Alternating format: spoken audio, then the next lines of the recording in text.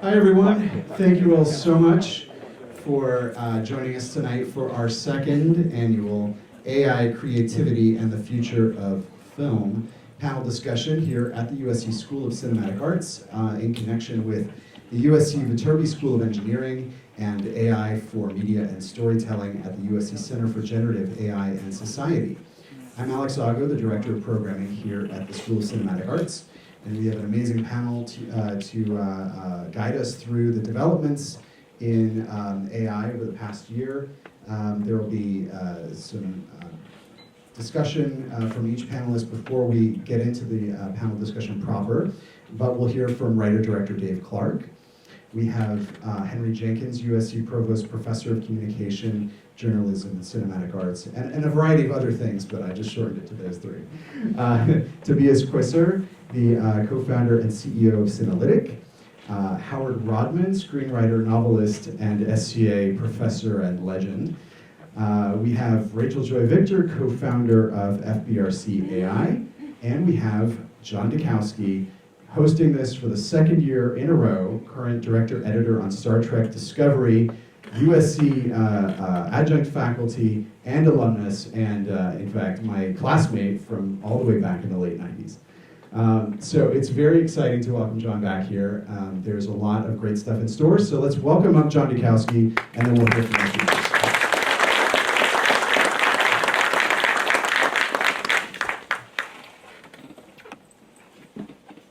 Hi everybody, it's really a pleasure to be here. It's a pleasure to be back here. I love USC. It ties together a lot of the things that I care the most about in the world. The art of cinema and the act of education. So tonight's event, about 18 months ago, I was painting a bench at my kids' elementary school. And the other dad that I started talking to was a fellow named Dr. Kareem Jerby, who's the head of the AI and Neuroscience Lab, or the AI, I'm sure I'm butchering his title, but he's the head of the AI and Neuroscience program at the University of Montreal, and he was on sabbatical at USC. And we started talking about AI. And it was it's a subject that I've been very excited about for a long time. I'm very interested in science fiction and science and computer science and machine learning in general. And we said, since he's at USC, we should reach out to my good friend Alex Ago and see if we could put together a discussion. Alex brought in Holly Willis and Dan Jerby. I'm sure I'm not doing any kind of system names tonight. And we put together an event last year that happened to catch the zeitgeist of the of the wave of technology that was sweeping the world. It seemed like it was a very good time to talk about AI and generative AI and machine learning in general. So here we are, 1 year later. It's been 12 months. AI hasn't gone away. It seems like it's impacting our life more and more. And it seems like the reason to have the initial conversation was that this technology looks to have a radical effect on all of our lives. And it seems to me that the best approach to something that is going to be this transformative is to have as much informed conversation about it as possible. So that's why we're here. So tonight's event is going to be fairly straightforward. We're going to begin with an introduction by Rachel Joy Victor. She's going to explain a little bit about what AI is and what about it is exciting. We're going to hear from Dave Clark about his use of AI in his filmmaking, in his films and filmmaking. We're going to hear a bit about the business of AI from Tobias QUEISSER. We're going to hear from Henry Jenkins about generative AI and its fan uses, civic uses, and what media history can teach us about this moment in time.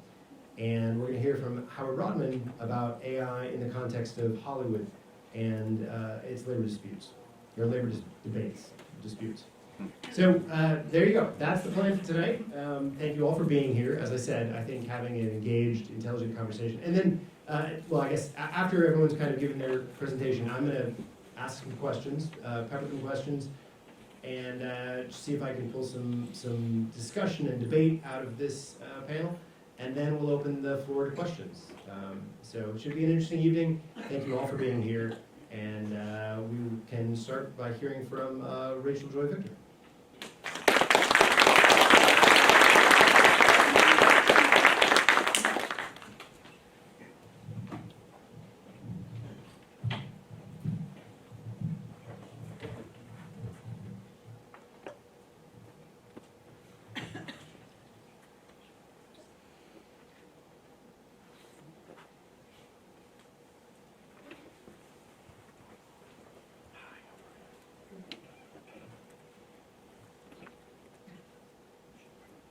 It's great to be here today. Thank you, Alex. Thank you to everyone else for having me here today. It feels a little full circle to be here in that I applied multiple times to USC's film school and didn't get it. However, that didn't end up working out for the best because it made me think a little bit more about my relationship to storytelling, the way I wanted to think about storytelling, and I decided that the best way to do that would be to study computational neuroscience at USC. Which I think in many ways has prepared me for the conversation we're having here today of what is the role of technology and how we think about storytelling. How does the logic of how we're working with computers these days, how does the logic of how we think kind of interface to be ideally collaborative tools with this next generation of storytelling.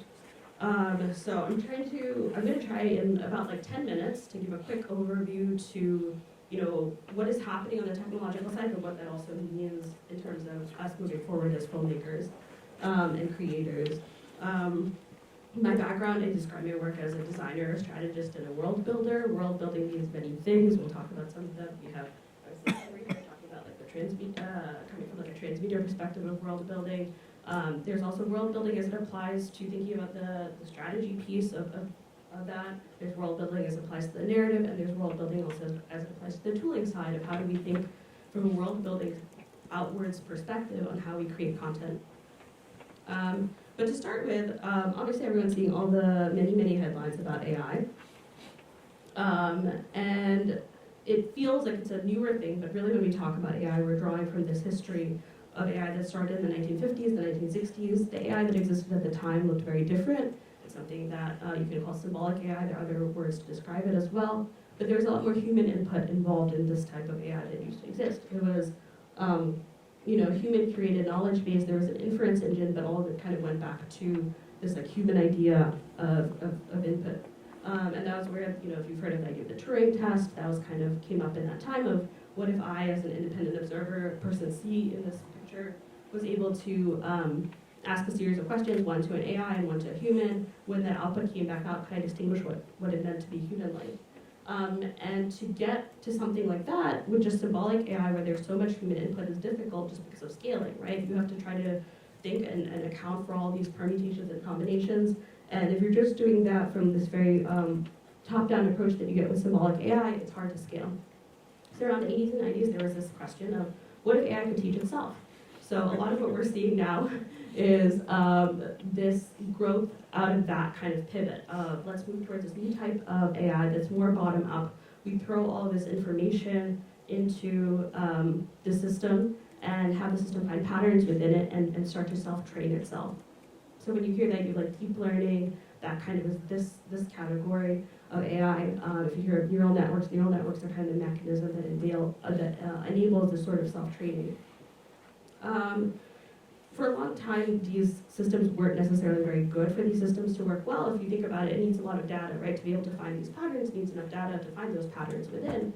And thankfully, or not thankfully, depending on how you see it, the internet happened, right? The internet's basically a data creation engine. There's so much data that's being put out into the world of people creating data that can then feed and has fed in many ways if you actually look at the training data for generative things that are out there. Into kind of enabling and training these systems over time. So what we've really seen in the last 2 years is that these models have gotten good enough, that they're delivering good enough results, and also that that people, the UX and the kind of way that it's accessible is now also in a spot that it can be useful to people. But really when we talk about generative AI, then there's kind of all these categories, right? Artificial intelligence is this big kind of banner. Within that is machine learning, which is more like statistical-based methods. Deep learning is a category even within that, which is focused on this like self-training used to kind of come to these conclusions. And then generative AI is a piece within deep learning, although there are other categories of deep learning as well. We don't really have to go into most of them. But if you think about it, it's based on probability, so it's this idea of like, oh, in this case, like Mary had a little blank would be Mary had a little lamb, right? Because of our likelihood of thinking about what the next word would be is based on, you know, the nursery rhyme growing up. But, you know, that changes in different contexts. You don't always know what the probability is. But this is generally how these generative systems work, right? If we think about generative, that's kind of generative text. There's also generative visual things that we're seeing. There are two kind of main visual generative models that we see. There's diffusion-based models and GAN-based models. I don't have a ton of time to go into them, but this is just for you to start your own research. They're both a little different, basically, in terms of how they enable control, which is a big thing when we come to generative models, and I'll get to that in a second. These are all, though, when we talk about generative text, when we talk about generative visuals, those are all very like bottom-up kind of systems, right? It's doing the self-training, it's finding these patterns from within the content. But then, it's not doing something like this, right? If you see something like this, where this program is trying to generate houses, but it's trying to generate houses based on this logic that's internal to it of what does the structure of a house look like? How do these buildings, how do these rooms in the building exist relative to each other? Something like this is a little different. This is not using, it's generating things, but it's not using a generative model. It's using more of a procedural top-down logic for how it's creating these houses, right? So when we think about these tools, it's important to start parsing which is which, right? There are tools that can look like they do similar things. If you use if you use a Midjourney or something to create a house, that's also creating variations on houses. But the way and the logic that it does it is different. And the reason that I'm spending time talking about all of this is because when we get into AI and what we want to incorporate and what we don't want to incorporate, a lot of it comes down to the nuances of how the tech actually works and which type of technology we want, both for ethical reasons and also for creative control reasons. So if we come to the question of like technology, what does it mean for it to be an extension of how we think about how we operate, and what does like a handoff look like with technology that actually supports us as creators? That's a lot of what. More recently, I co-founded a company that's focused on recognizing AI tools that exist for content creation and finding startups in the space and supporting them. A lot of what we're thinking about is what does it look like to be a seamless handoff for technology, right? When writing developed, which writing is its own form of technology, there was pushback at the time for people who were very into the oral culture that were like writing is gonna move us away from how we think and operate, and it did, right? But writing served as an extension of our brain in terms of we don't necessarily need to remember everything anymore in our brains. We can use paper to become a part of the extension of our brain. And if we look at how the internet functions, it's done much the same thing of like, oh, I don't need to know every fact. Let me just Google it, right? And AI is kind of going to be an extension of that. But how do we design in a way that's serving us and coming alongside us? When we think about AI tools in production, one kind of idea is the reduction of costs. How can the cost per minute decrease to create content? And this is not necessarily like a zero-sum thing, right? The desire for content is kind of continuing to increase exponentially. So the question becomes, how do we create more content? And then also the idea of like increasing revenue of how can I scale to different mediums. These are quick overview. We're not going to go into all of this, but an idea of like some of the workflows where AI is kind of coming and playing a role in terms of development. One big one is efficiency in post-production. AI has kind of always existed here to a big extent, but it kind of continues to expand. Like machine learning, if we think about machine learning has been a big part of the post-production process. Now with generative as a part of it, we have like other kind of things that are a part of that are becoming more efficient. If you've heard of a company called Wonder Dynamics, it does a lot of work around like identifying characters, around retargeting emotion, around like rotoscoping, and kind of creating a lot of efficiency and speed within the post-production process. And then there are tools like Adobe, which are incorporating AI into their products, making it more seamless to edit and think about editing in a different way, not just as like footage-based, but also content and like text-based. That's kind of one workflow that's being changed. The other workflow that I think worries a lot of people is the generative video workflow, which is how do we generate video and see that all the way through the production process. If you've played around with tools like Midjourney, with tools like Runway, those are focused on, one is focused a bit more on image and this is focused a bit more on video. But people are also hearing and talking about things like Sora, which very few people have access to at the moment, but if you haven't seen footage of it, you should. I'm going to just play a little clip in the background as I'm talking. This is all generated video through the Sora engine. This isn't public yet, but potentially by the end of the year, Adobe will be integrating it within Premiere. This kind of gets around a problem that we've had with generative AI, which is with a lot of these things, because the input into the training of all these models is 2D imagery, there's not a lot of spatial awareness, there's not a lot of understanding of how physics works, right? Sora did something a little different, which is it took a lot more 3D aware kind of data into it so that there's more awareness. But that doesn't mean that it's not without its issues, right? If you looked at the dogs when they were playing in the snow, the way the snow moves doesn't always move like how real snow moves. Like the clumps kind of disappear in midair sometimes, or it doesn't quite fall to the ground properly, and that's because these systems don't necessarily have an awareness of how space works and how space operates. The other issue is about control of like, this shot is really great, but I'm kind of zooming in this way. What if I'm like, oh, I kind of want to pan in from the left instead? It's not like that scene exists as a scene, and then you can be like, hold everything about it, just change the angle. Every decision about that scene is made at one time, and so when you're regenerating to change, when you're trying to change something about it, like the angle, you end up having to change the whole thing.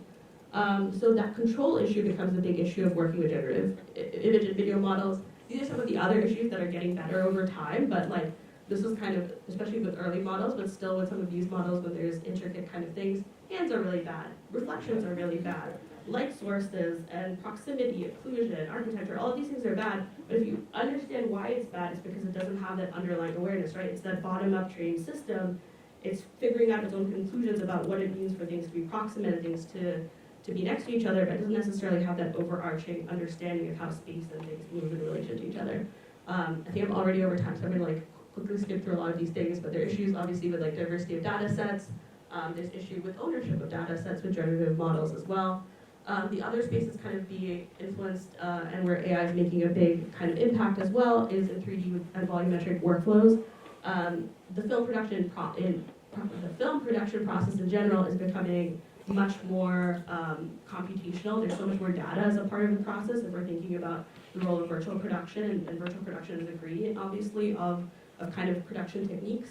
And we're also having data on the other side, which is the consumer side of like how we understand what people want to consume and how people consume. If you look at TikTok and other things like that, there's so much algorithms that are kind of curating content to the participant. So the really interesting thing is thinking now about how do we generate these, when we think about world building obviously lets us like tell these stories that kind of live across different formats and can appeal to different types of viewers and participants in the way they want to engage.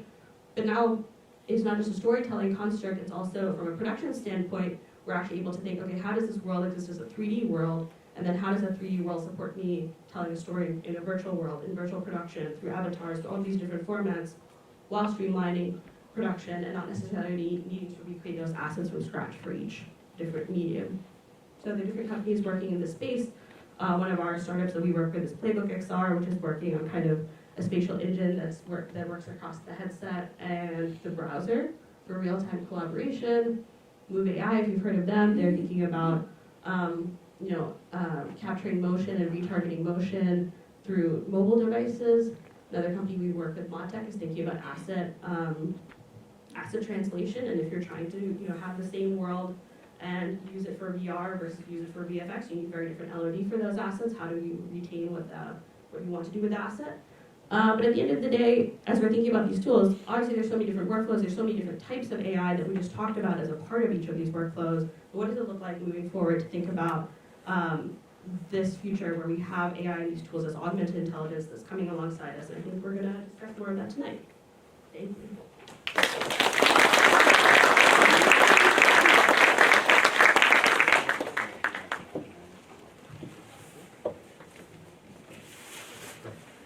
Okay, let's welcome up filmmaker Dave Clark. And I'm going to just quickly get his films loaded up on the computer.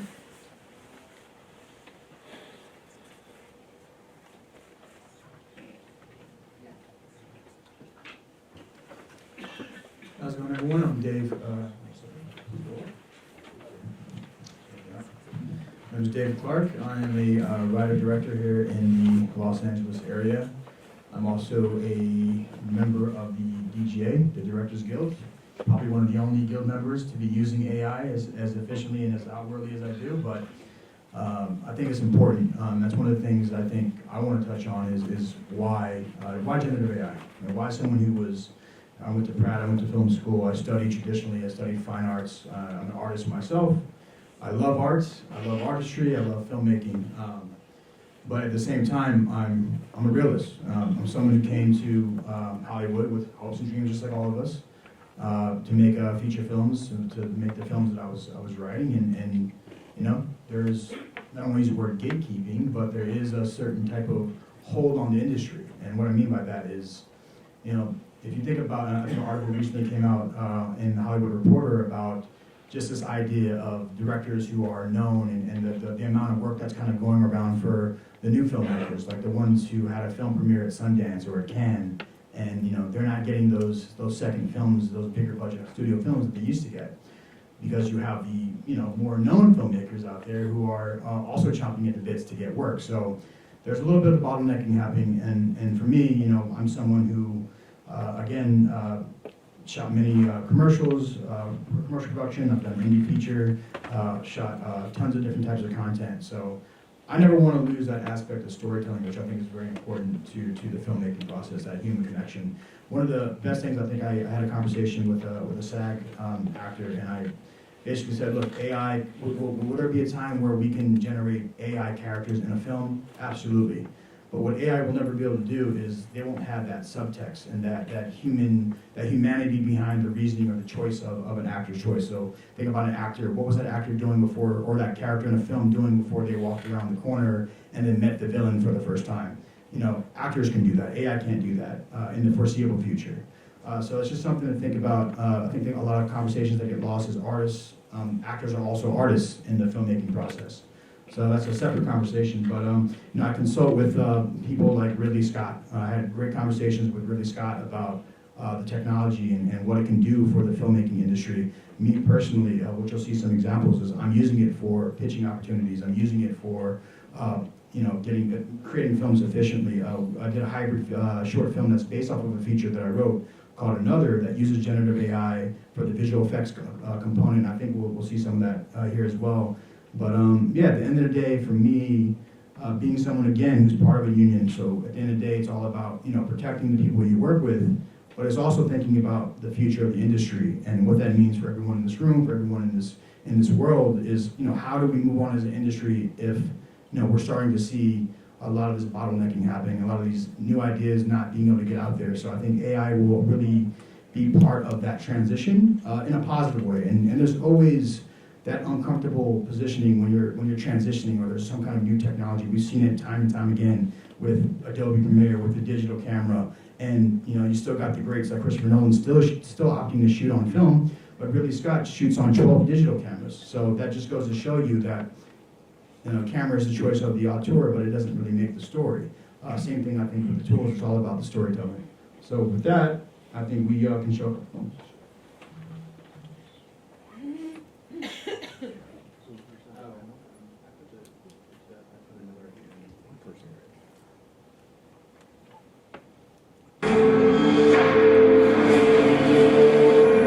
When they arrived, the world changed forever.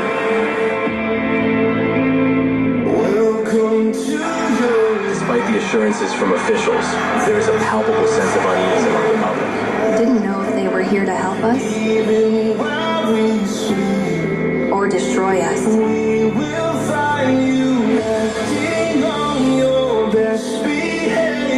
But we soon learned that they were on our side, and were here to protect us from the real monsters.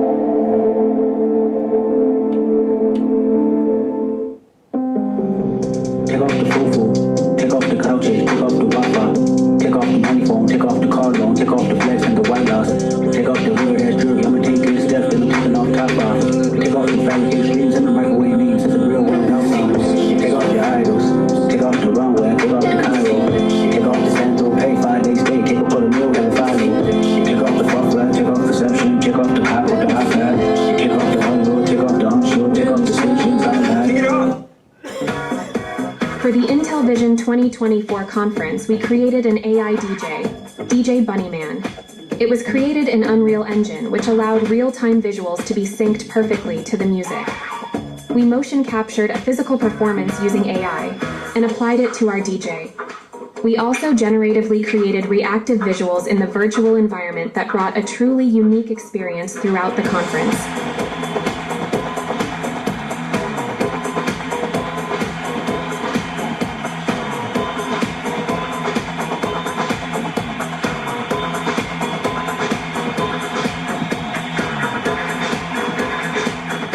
In addition, for the announcement of the new Gaudi 3 chip, we created a film that showcased Intel's AI future. Now that you've seen what the future might hold with AI-enabled enterprise goals, automotive, financial, shipping, and more, with the right Woohoo chips, every business can soar. Success will be boundless, the future's so bright, you'll have to wear shades well into the night. Intel's Enterprise Solutions, bringing AI everywhere.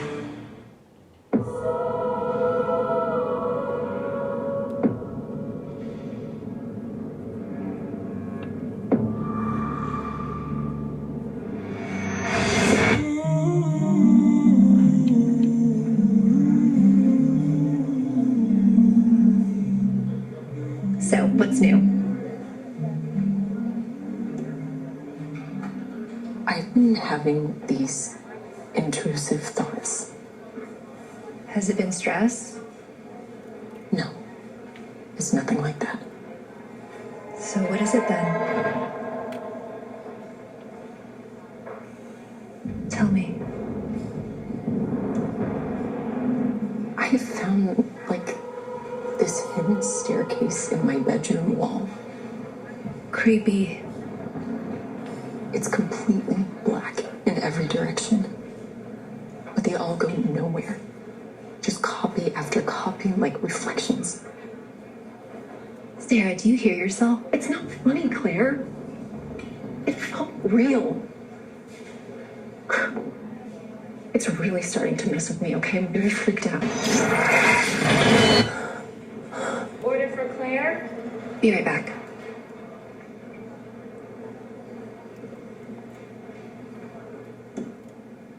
Sarah?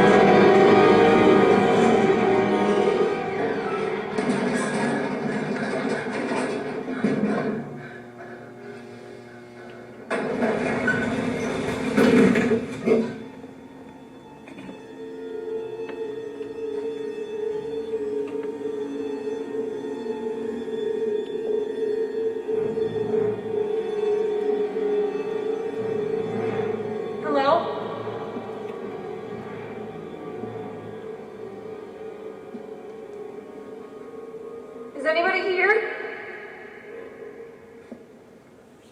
Please, I need help.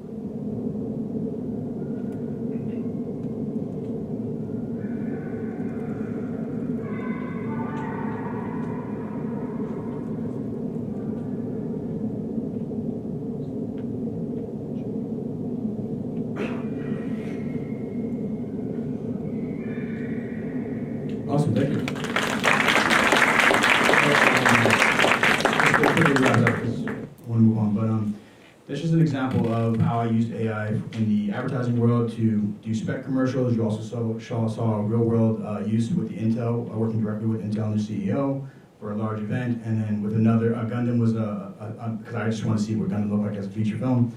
That was an idea, spec idea that I did. And then for another, just an example of how we can blend traditional filmmaking with generative AI to create something unique and something that we haven't seen yet. So that's it. Thank you.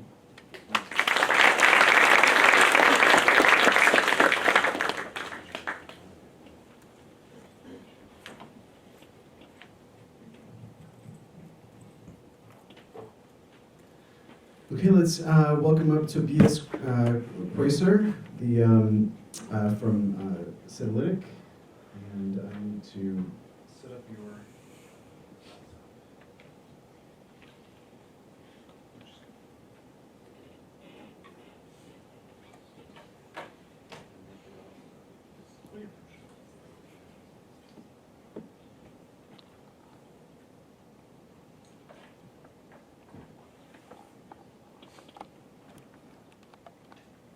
Thanks for having me here and to talk a little bit about the business case for AI. So this is going to be a bit drier probably than the last because it's not about beautiful images or creating. The art of film is more about the business of film. And we started in 2016 and really looking into the industry as my background used to be finance, and I produce film as a producer. And it's about, of course, creating content with a writer, packaging that script in an independent world, right? Bringing it to market, financing it, producing it, releasing it. And the issue when you go through the whole process is that you really realize that you don't know much. And the gatekeepers, in this case, when you're producing, are the distributors or the sales agents that have information that you wouldn't have from the independent side, of course. And so back then, I realized with my finance background, I thought about why don't we, create a platform for everyone that gives everyone access to a lot of information about audiences, what people watch, where they watch it, about all the relevant information that when you put a film together early on, that you know actually where the audience is. Is there an audience? What should the budget be, right? Because looking into the industry, around 80% of films made don't find an audience. They just disappear. They're made and they go to festivals at best and they don't get distribution and they're gone. Even if you look at Sundance, right, a very prominent festival, every year around $4 billion worth of content, production content applies to Sundance. The funnel is like $4 billion here on top, 80 million, that get out of it. And so there is this incredible waste that I thought, because I love the filmmaking process, I love creating stories, but in the end, you need to find an audience. You need to understand where that audience is, who that audience is, and how to get to them, right?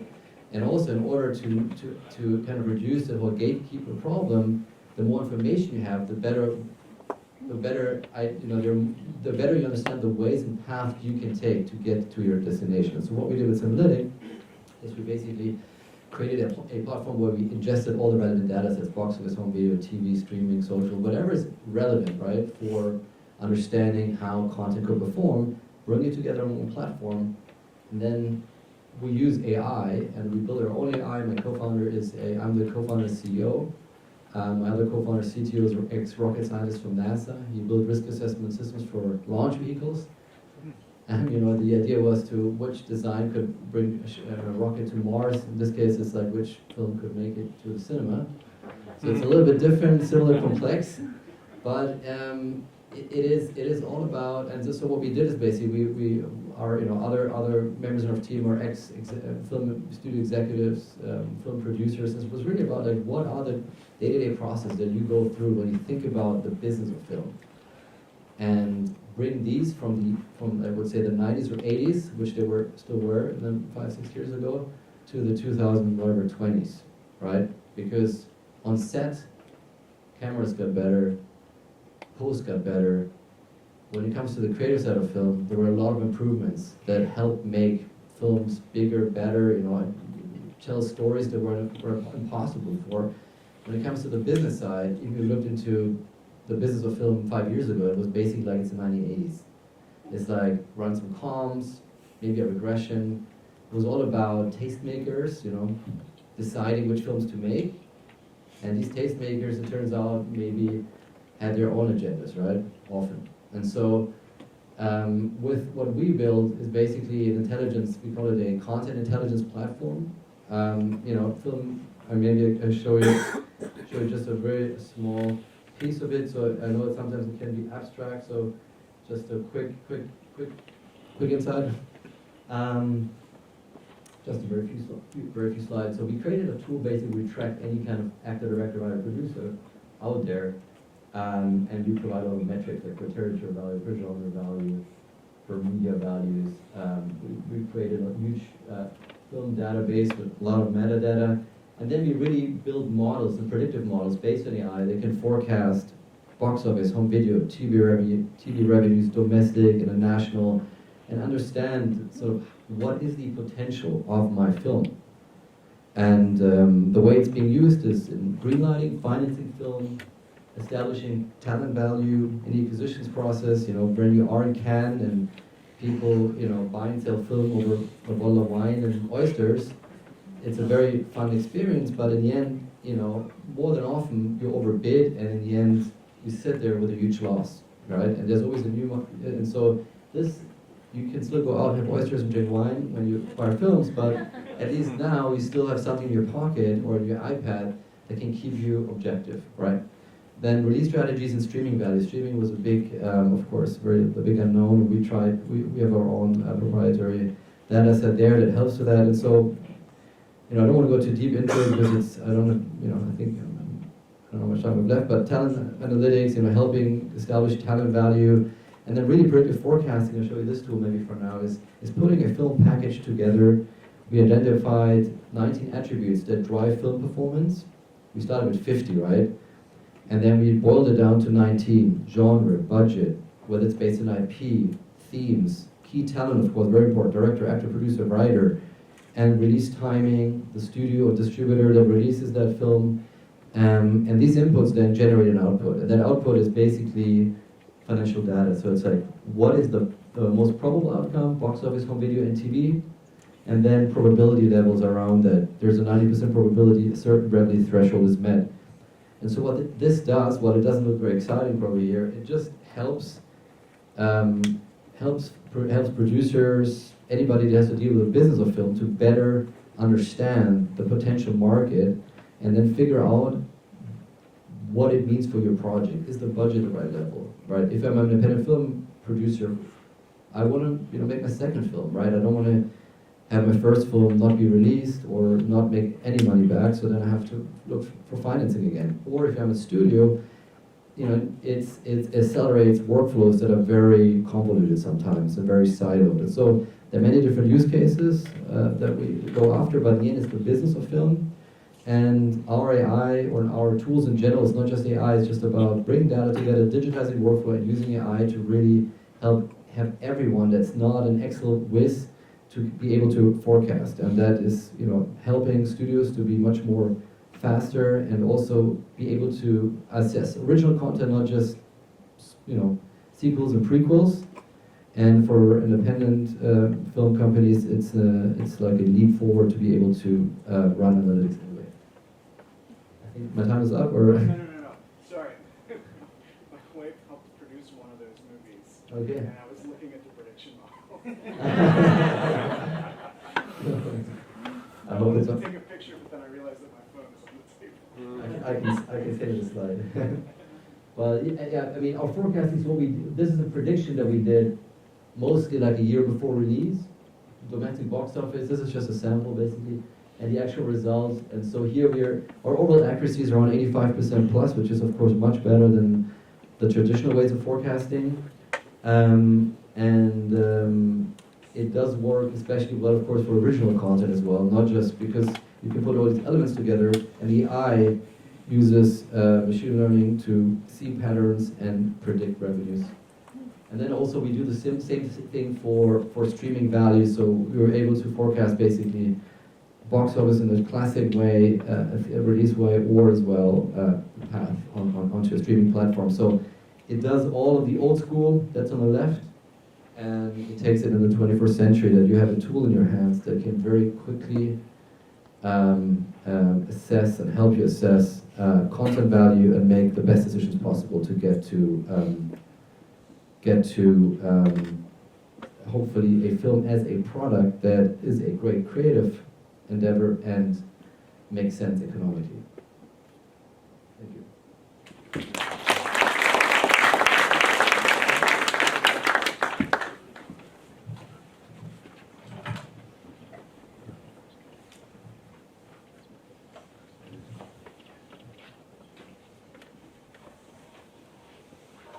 Let's please help welcome up USC Professor Henry Jenkins.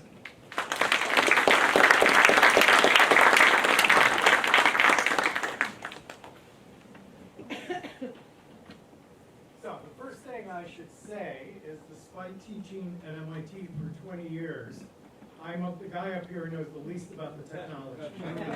Right? Ask these guys questions on tech. I'm the culture guy. But what I want to talk about is what we're seeing emerge as the culture is reacting to AI. Mostly I'm going to be talking about Midjourney because that's the platform I play around with the most and I'm seeing the most insights for. Now, I had to be brought screaming and kicking to the AI table because I'm a tech phobe. I'm not a tech phobe, but I don't learn new technologies or platforms easily. I'm fascinated by technology, but really by what humans do with it. And I'm interested in what we call vernacular creativity, or I call participatory culture. How do we make things? So two things caught my attention. One was my son, and I'll tell you more about that in a minute. The other was this video that was making the rounds about a year ago on YouTube, which is called Wes Anderson's Lord of the Rings. Right? And it was, it was a state-of-the-art thing. It probably could be surpassed today, but it was pretty compelling at the time. And it's a trailer for a film, if we could imagine, Peter Jackson's film had been remade by Wes Anderson. Next. So here we see some more images from it. We see kind of formal traits associated with Wes Anderson. We're seeing the faces of kind of stock company cast members. We're seeing the color palette of Wes Anderson. It looks very much like the Wes Anderson films of Roald Dahl on Netflix that we saw around Christmas time. Next. So this is a Polygon critic wrote this. Let me see, how do I see this? So most cinephiles immediately recognize his distinctive looks. He has plenty of familiarity for humorists who are trying to mimic the use of chapter titles and other on-screen text.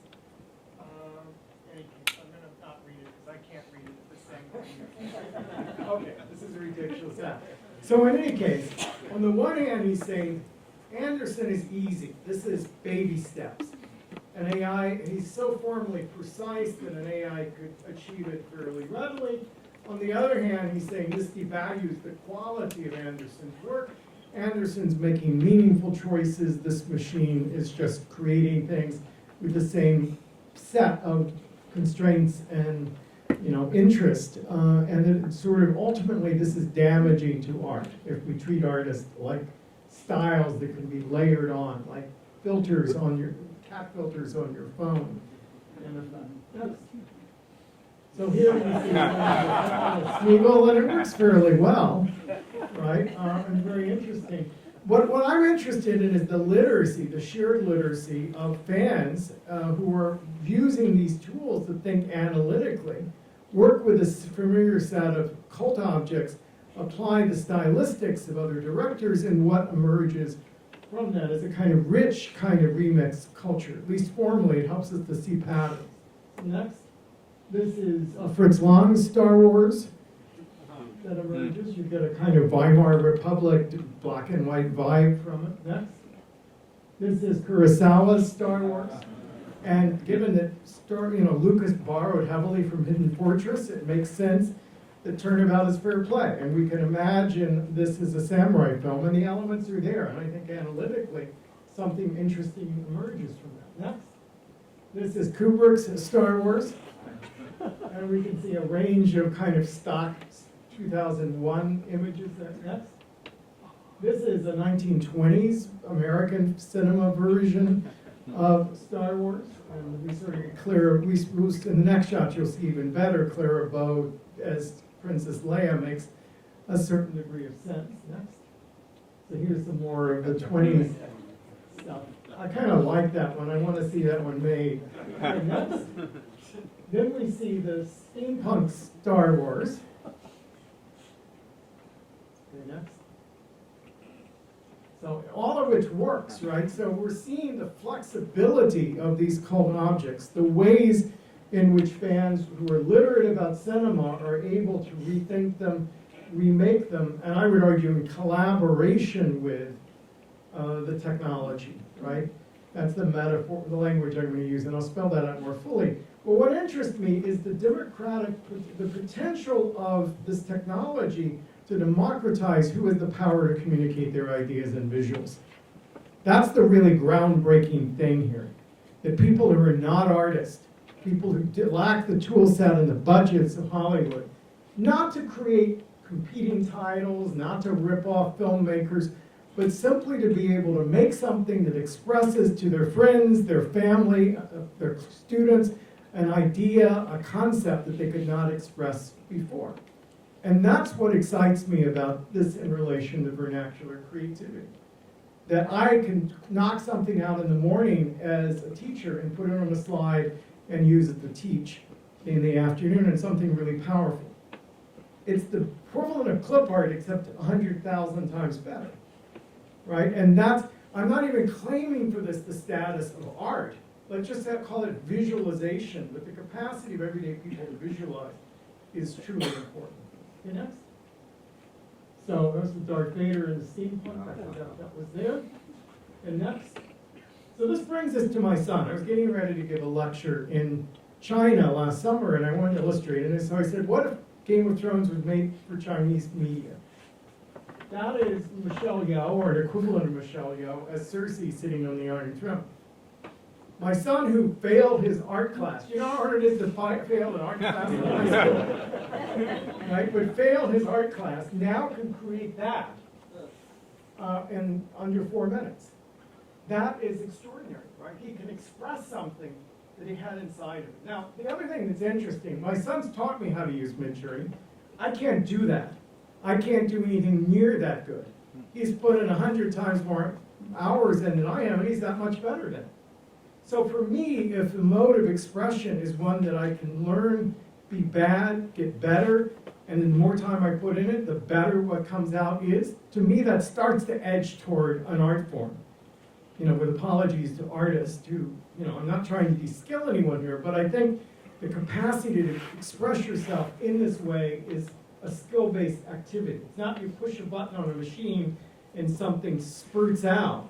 It is that my son can create things that I really think are significantly better than what I can create doing the same prompt. And he loves to do it, trust me. He sees what I make, because we share an account, and he said, now let me show you what I can do. And my mind is sufficiently blown.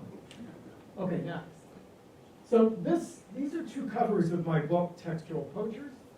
The original one, I took a piece of existing fan art and put it on it.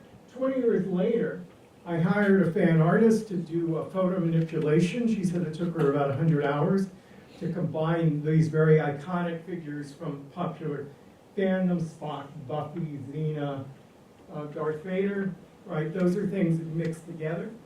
If I'm doing it today, I'd probably do it myself in under 4 minutes using Midjourney. Indeed, the last book cover I did, I had a negotiation on equal grounds with the designers because I could generate cover ideas myself and say, this is kind of what I like. Whereas a writer, it is not always easy to communicate with a cover artist what it is I'm looking for, and now I can do that. Okay, next.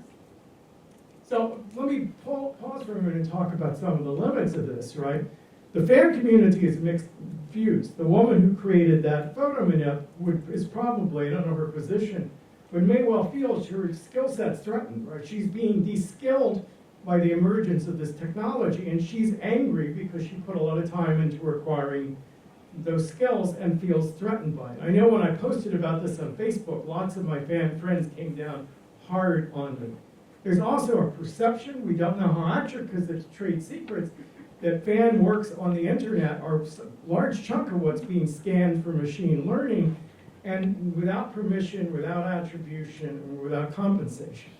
So those questions that I'm sure Howard is encountering in the professional realm are the same questions fans are asking of this technology.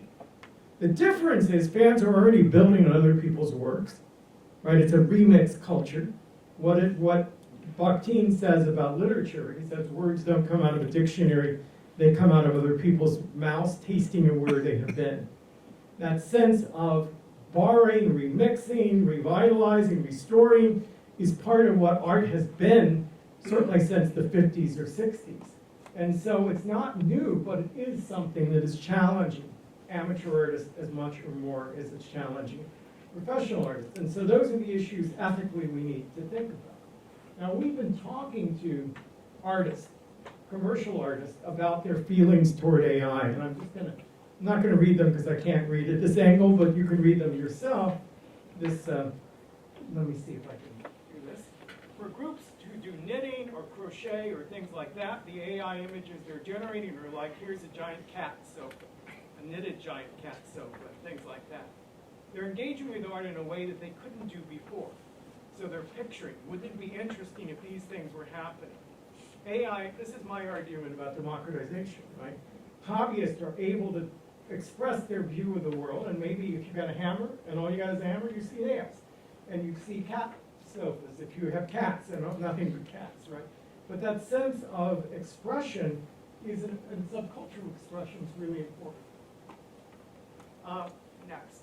Some of my acquaintances and even friends were like, this is stealing people's art. And I was like, you need to think about this because they're not really appropriate objects. They're analyzing the characteristics of objects, admittedly without the permission of the people who created those objects, and without allowing them to say whether they wanted the objects to be analyzed in ways that could be used to construct things. But it's slightly different from outright theft, old school theft. Who owns the art? That's an interesting one. I'm in a world of having very little copyright, so I would prefer if nobody owns the art, and the artist didn't have to monetize the art to be able to make a living. And if that were the case, it would be nice to throw all art into public domain straight away, and society and culture ought to own the art rather than the individual. So there's a lot of debates about art and creativity that are emerging around this technology. We're just beginning this project of interviewing the artists, but we're finding some really interesting philosophical differences. Now let's go back in history. One of the things you keep hearing is this is machine art. It's not human art. Well, that's the claims being made about photography in the late 19th century, right? It's machine art. Nothing comes between the technology and the world. No artist's hand shapes this. That's Bazan's core argument in the ontology of the photographic image. I have Oscar Wilde up there because he made the argument that as the subject of a photograph, he created it. Right? His body, his posture, his personality creates the photograph because there's no artist there and it's suddenly there and it's creating value. Why shouldn't he be paid the maximum amount as the subject of a photograph? It was a major lawsuit in the 19th century. So what did we discover through photography? That it was a machine art, but it was also a human art. That the choice of where to point the camera, how to compose the image, how to choose which of hundreds of pictures the photographer took is worth developing, how to process it, how to present it, in which context. That's where the art of photography lies. And I would make an analogy to AI and say that all of the, anyone who's creating using AI is making all of those choices and more, right? So the design of the prompt constitutes a new form of creative expression. That is why my son is better at it by far than I am, right? That ability to create something new.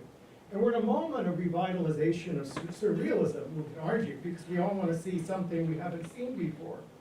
And so we have flaming oranges and a gorilla riding a pony or whatever. We're trying for something that would classically be surreal, that is the quality of dreams with the concreteness of realism. Right? Every morning I wake up and punch into, I prompt based on what I remember in my dream the night before. So I'm playing with Midjourney as a dream journal. So I'm going to end with a couple of things about the civic potential of this technology. Because I work with a research group called Civic Paths, and we're exploring what we call the civic imagination. And we do world-building workshops with communities across America and around the world to think about the future together, to help identify our aspirations, our hopes or fears for tomorrow. We do it red state, blue state. We do mixed groups. We're trying to create dialogue about where a country could go. Now, one of them, we started experimenting with AI because we thought, what the heck, we're looking for ways of kind of intersubjectively expressing our visions and what make them concrete. But we're finding some of the most interesting moments come when the AI fails us. It doesn't give us what we asked for. So this, we were asking for Los Angeles without any cars, thinking we were going to deal with mass transit and sustainability. What we get consistently, or more or less consistently, is Los Angeles without any people. Now, what does that tell us about the memory bank that's out there that it's drawing on, and how hard it's going to be to teach Los Angeles how to live without cars? Interestingly, lots of these pictures have cars in it. It ignores the actual prompt and simply erases the people anyway. Right? That's an interesting moment, a teachable moment, we'd say, in the profession, when a community comes together and realizes it wants to change toward a more sustainable LA. What's that going to be? Or here, I wanted to sort of, in the midst of this debate about Michelangelo's David in the schools, I said, I want a picture of Ron DeSantis hugging Michelangelo's David. He would not give it to me, right? So, because David is a statue, and so the idea of him hugging a statue and being on the same level as the statue was not it. And you'll see it censors it. I don't think Michelangelo has a piece of wool or fur hanging over his junk, right, David's junk. But suddenly, in the midst of a set of these, it gave me Ron DeSantis' face on a full Monty version of Michelangelo's David. And it's this moment of just pure transcendent pleasure that it gave me something I didn't even ask for, but it was even better than what I asked. All right, while I'm in China, I'm in conversation with one of my Chinese friends, and I wanted to show him how it worked. So I took American landscape and I put the Great Wall on it. And he got very spooked. He says, I can't make the Great Wall part of America, I'd get in political trouble, so forth. And so he asked me, could I create an image of the Statue of Liberty kneeling before the wall? And would that get me into trouble? Interestingly, you can't. At least I couldn't. My son's tried, and he's very good, but he still couldn't do it. So apparently so these are just some of the experiments we tried to do. It consistently is putting the Statue of Liberty on top of the Great Wall. Right? Interesting why that would be. This is as close as you get, but it's not visibly the Great Wall. Right? My son's theory was the Statue of Liberty is a statue and therefore can't bend, and it couldn't find images of Statue of Liberty kneeling any place to build on or model the image on. I'm not sure that's right, but it's an interesting theory. We could get Uncle Sam kneeling in front of the Great Wall. Although again, it's not clearly identifiable as the Great Wall, right? So I felt totally defeated. I was trying to demonstrate free speech in America and that I wouldn't get in any trouble. But the technology was geared so I couldn't actually express the idea that I was wanting to do. But my son was able to do this, which I thought was pretty good, and was able to send it back to my friend. And he thought that might get him in trouble in China. So I offer those as the provocation that glitches are interesting in the context of generating discussions about civics and people's efforts to develop grassroots understanding of what AA might do. Right? This is the point we're at in our work. I don't think we need it to be perfect in order for it to be evocative and expressive. And so this current moment of development, I think, is a really rich one as we think through the aesthetics, the politics, and the uses and skills involved in vernacular creativity using visually generative AI programs like Midjourney. With that, I stop.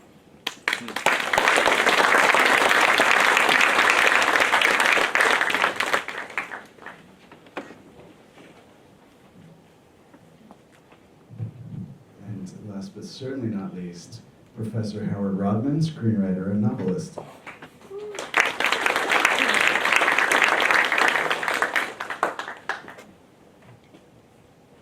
Thank you, Alex. Forgive me if I put on another set of glasses. It will happen to all of you someday. Don't grow old. There's no dignity in it. As we delve into the intersection of artificial intelligence and storytelling, it's a pleasure to initiate this dialogue on how AI is reshaping the landscape for screenwriters. In today's dynamic arts, where technology increasingly permeates every facet of our lives, exploring the symbiotic relationship between AI and creativity becomes imperative. From aiding in idea generation to refining character development, AI stands as both a tool and a challenge for screenwriters navigating this evolving narrative frontier. Together, let's delve into the opportunities, pitfalls, and the ever-expanding possibilities AI offers to the craft of storytelling. I didn't write that. Nobody wrote that. That was generated by ChatGPT in response to one prompt in less than 4 seconds. So as the guy with a fountain pen on a panel full of PowerPointists, let me just say that the nice thing about that opening paragraph was it did the work for me. The awful thing about that opening paragraph was that it did the work for me. What follows is me. 60 years ago, the science fiction giant Philip K. Dick published a novel with the wondrous title, The Three Stigmata of Palmer Eldritch. Everybody here know it? Yeah. The novel is set in the then future, which is to say 2016, and in 2016, Earthlings are sent to Mars by large corporations to work the Martian mines in really less than human conditions, but to make their lives bearable, they have entertainment. And as a footnote, one of my recurring nightmares is that 60 years from now, we will look at the entertainment industry the way we now look at the tobacco industry. But back to topic. So to make the Martian miners' lives difficult, they have entertainment. So I want to read you a passage. I didn't write this, ChatGPT didn't write this, Philip K. Dick wrote this in 1964. Let me show you Perky Pat's new Great Books animator. You know, the device that they just brought out on Terra.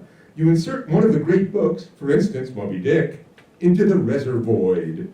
Then you set the controls for long or short. Then for funny version, same as book, or sad version. Then you just set the style indicator to which classic great artist you want the book to be animated. Like Dali, Bacon, Picasso, let's start.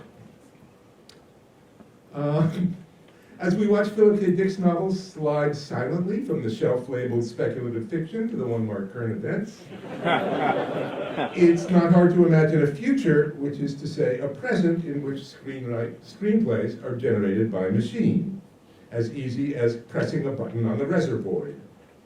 And if you thought my opening paragraph maybe was a tad generic, imagine the screenplays that will emerge once those who regard writing as content, with apologies to my fellow panelists, those who regard novels and stories as IP, decide to eliminate the inefficiencies in the chain, except the largest inefficiency is always us.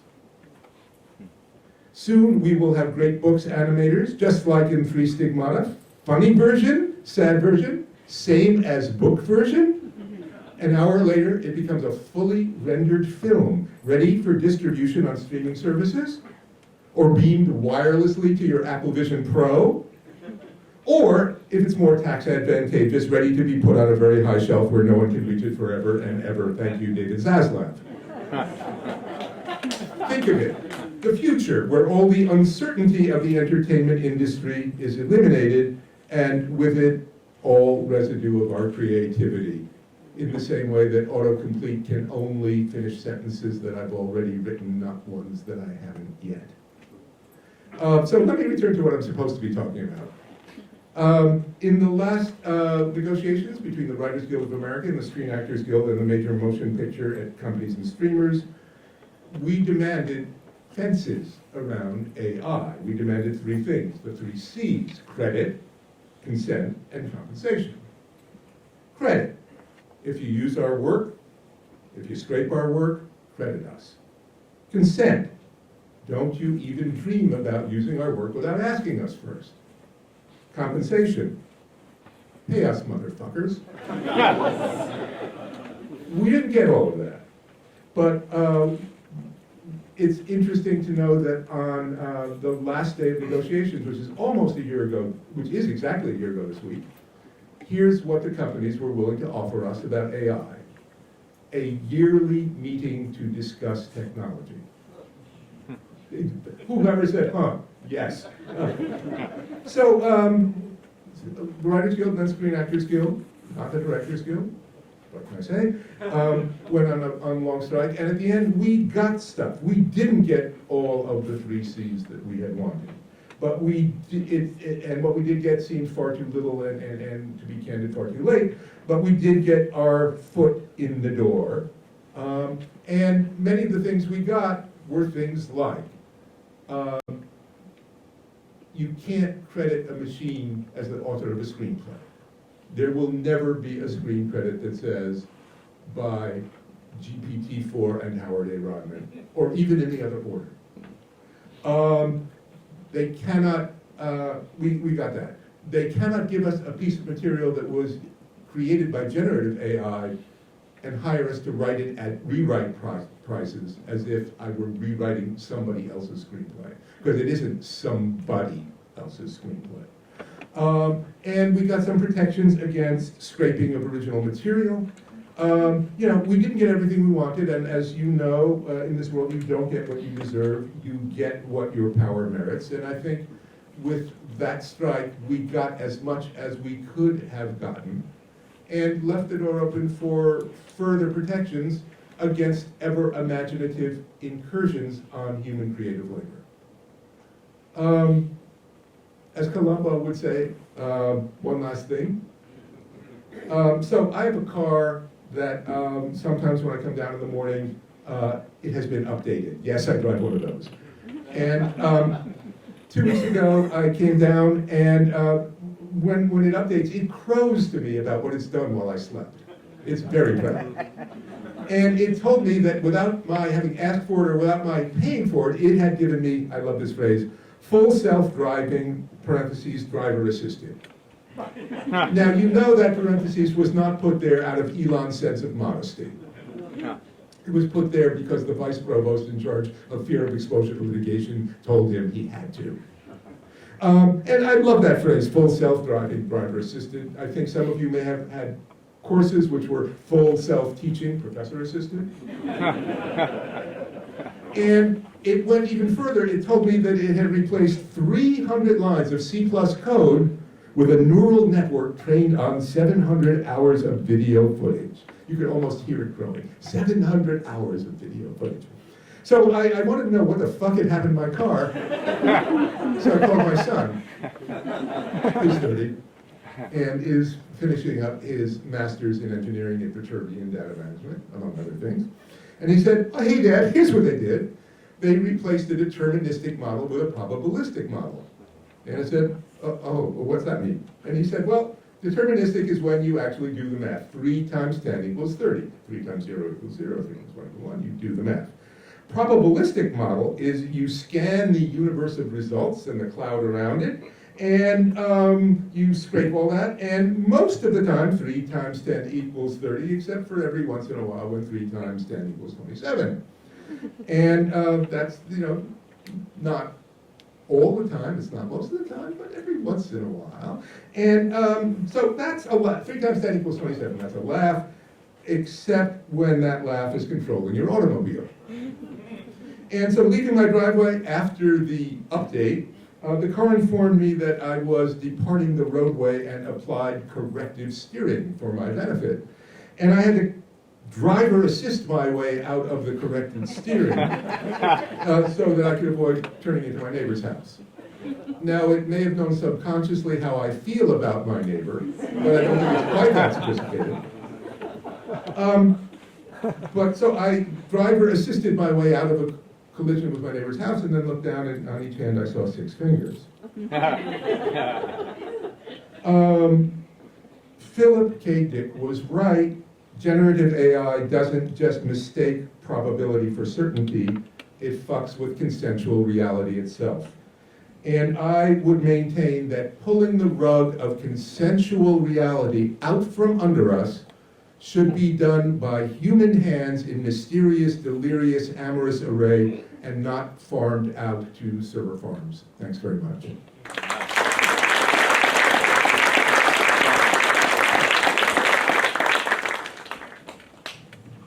All right, John, your turn. Let's welcome everyone back on stage.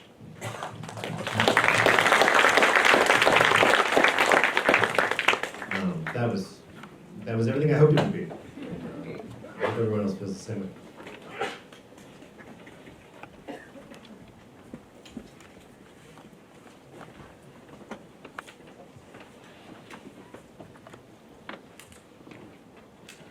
Well, thank you for those presentations. There was a lot to be gained there, and a lot of laughs as well. I sometimes work as a director. Mostly I work as an editor. I used the same joke last year, and I'm going to use it again this year. I like to begin with a wide shot.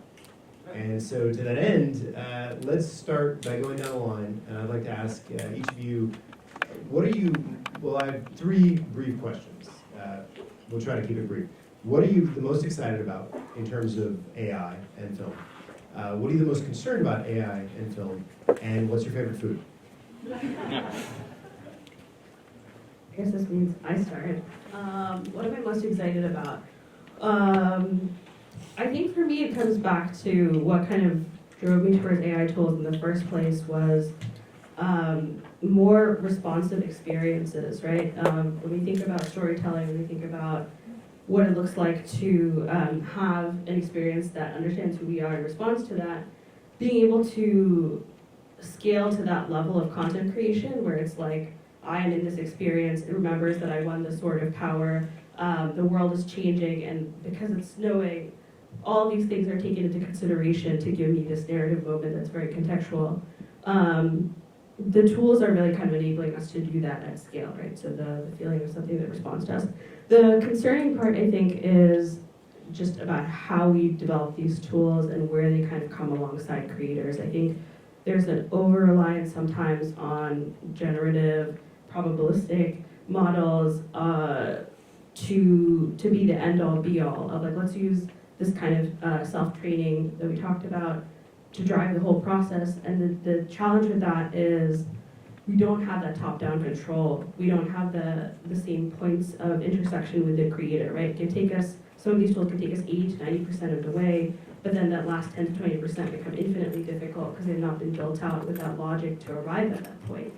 So I think that's really the challenge of, are we developing these tools in a way that brings us to this point, but can help us kind of, can work alongside a creator. And the favorite food is biryani, which is like Indian fried rice. All right, so I start.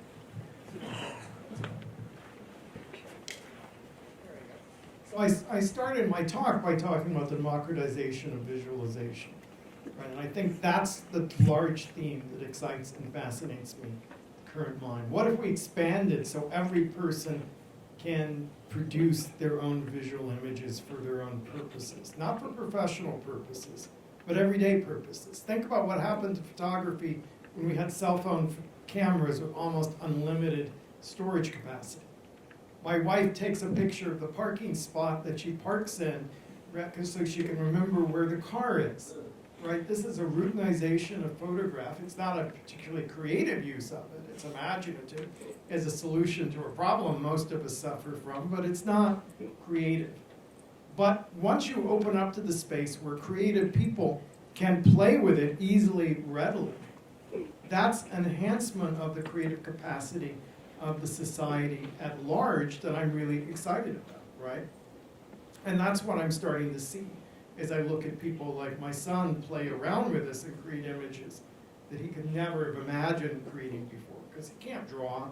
He's an okay photographer, but he's pretty decent as a mid-journey creator and is getting some reputation out there in that community, which is critiquing each other's work, giving each other feedback, and so forth. right? He doesn't have to be great. I don't think his work's gonna end up at Blackmore or my cell phone pictures, but I think something significant is gonna come out of that.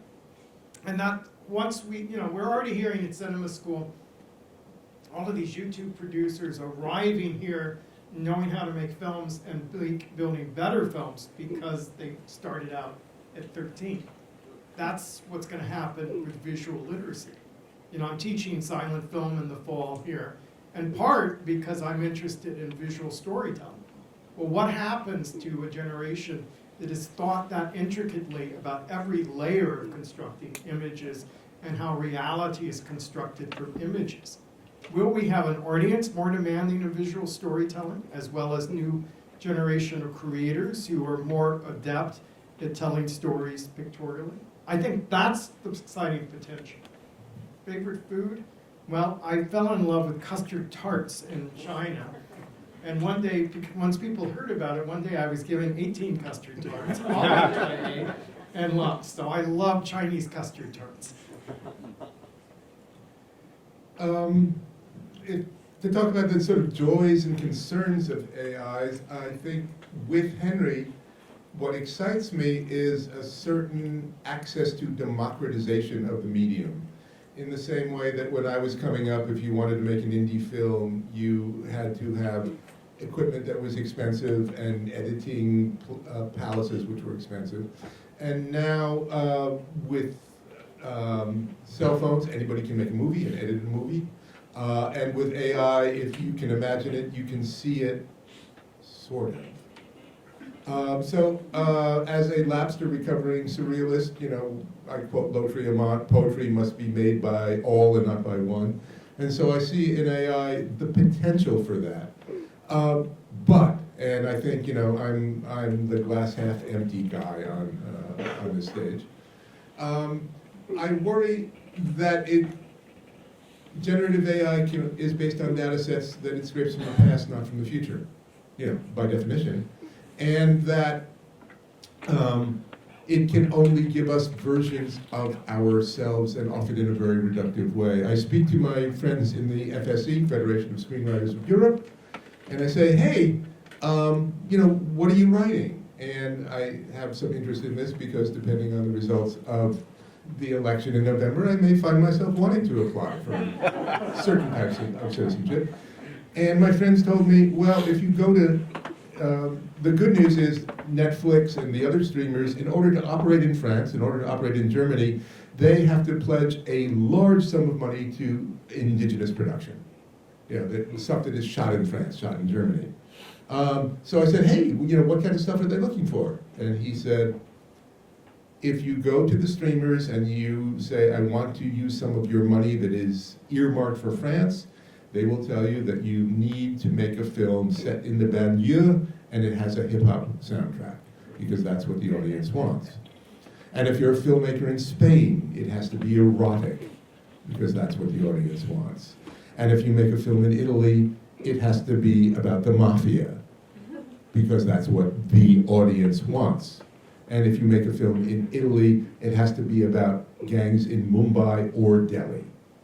And what I worry is that we're caught in a feedback loop where the lowest common denominator of who we are, the tawdriest possible denominator of who we are, gets fed back to us, and then in 5 years, and of course in AI, when you say 5 years, you really mean 5 months, that France, Spain, Italy, India will think of itself as the most reductive projections of its culture. We will start thinking of those countries that way, and then they will start thinking of themselves that way. Because what the algorithms can only do is tell us what it thinks we want. And in the process, I think it turns the entertainment industry into an analog of the heroin trade, as William S. Burroughs described the economics of that. Don't improve the product, degrade the buyer. That's my fear, and I love dumpling soup.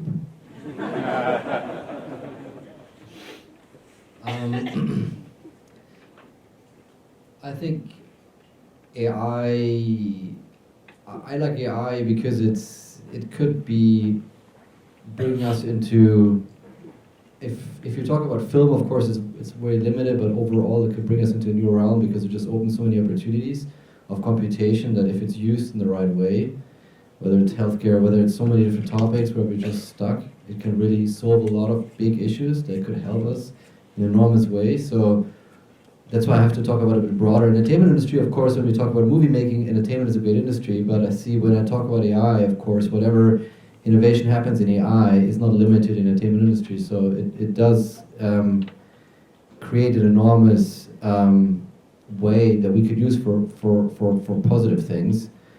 I'm afraid that, you know, of course, our skill set, you know, I believe, you know, people stopped working math in their hands with a calculator. They stopped, you know. So it's the ever evolution of technology. Things are getting more accessible, easier, more democratic.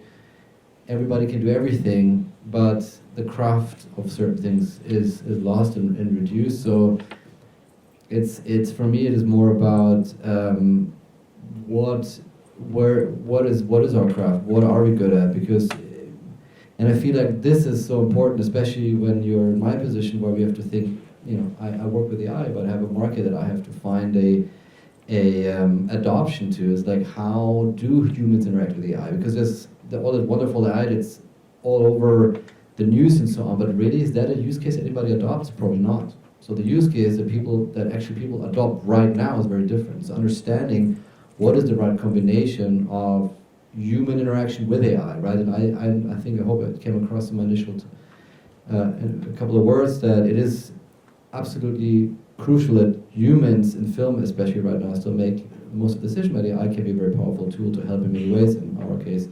the business side. The danger that I see that it's used for malicious ways, and of course can degrade our overall skill set in many different ways, which we have to, that's something that I'm a bit afraid of. I guess very classic, I love just any kind of good Italian food. Simple fish with a bit of lemon and olive oil. For me, I think what I'm most excited for is the chance for myself and for everyone else to just see more stories, new film ideas, new explorations. I want to go to a party. I love making horror films, as you guys saw. I want to go to a party and someone say, who's your favorite black horror director? Jordan Peele? I don't want to hear that. I want to hear that there's thousands of names that they said that are black horror directors or women horror directors or any other kind of filmmaker, horror directors, if you will.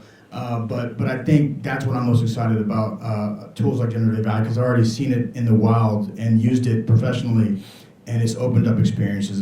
Those phone calls that never got returned or getting returned, and my inbox is now full because of tools like AI that are allowing me to branch out and put bigger pitch decks together quickly and explore different film ideas and screenplays that got passed around town, and now all of a sudden, oh, that's a brilliant concept. What I'm afraid of is that the true storytellers, and I don't just mean the people that we haven't discovered yet, but I mean the people who are going to be leading the industry are going to be so hesitant at the technology that they're not going to understand it. And by that, I don't mean that they have to use it, but understand it so when it does infiltrate the industry, we're able to control it, how it affects us, how it positions us for the future of the film and television industry. My fear is it will get ignored by the people who need to be the ones making the decisions of how it should impact our industry, and I don't want that to happen, because I think that the true storytellers and the ones that are the ones who are making those films and the movies that we get the most excited about, I want them to understand it and to speak on it earlier than later, because what I fear is that people who aren't them will miss out on opportunities because they think that it's not going to be part of our future when it very well already is and will be even more so in the near future. My favorite food, I'm also half Korean, so bulgogi, kimchi. My mother raised me on soul food. She was a Korean woman who cooked soul food and Korean food. It was incredible. She was raised by black women in the South. But yeah. Yeah, soul food and soul food, exactly. Thank you. So one of the questions, and selfishly, one of the reasons why I love this event is because I get to ask brilliant minds the questions that are haunting me about AI. What are the, and I'm going to go down the line again. What are the parts of filmmaking that you think, or maybe you don't think there are any, that you think are irreplaceable by the human being? So what can AI not do currently and hopefully ever? Yeah. That's a good question. I think it's the overarching things, right? It's the heart of the story, the directorial choices, it's having taste. Those are things that AI is not good at. To Dave's point, right? Like, I think it's going to be about more people having access, but the important thing now is, like, if more people are creating content, what sticks out is, like, people who have a story to tell, who have this idea of a thing that they want to create and are able to kind of stick with that idea through the whole process, right? The challenge of working with AI tools, especially as they are now, is you don't quite get what you want out of the tool, right? You prompt, and it's a very general kind of prompt, and then you get this output, and you're like, you can either be like, close enough, let's slap it together and like get it to work, or you can say, I have this vision, this is the framing of the shot, this is what I want to have to convey the story and the theme, the thing that I want people to take away from it. And that's something that the AI doesn't understand. That's what we're bringing as the creator into the process. It's a challenge sometimes working with these tools. Like I said, it gets you 80 to 90% of the way, but when you want that precision, it doesn't give you that, especially as they are now. So the thing that I think humans are going to continue to bring to that process is that taste, that vision, that thing that's also different from the engine, because the engine is this kind of Ouroboros, right? It's feeding on itself, and that's going to kind of keep deviating it towards the average. So the taste that's unique is I think, what's going to be hard to replace.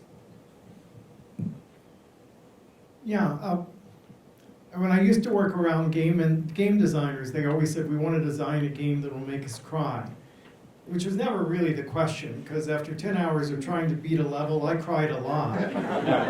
But I think what they meant, though, was empathy, human expression, so forth. And they would talk about the uncanny valley, that the closer you get to reproducing reality in a game engine, the more you're attentive to nuanced details that make it not human.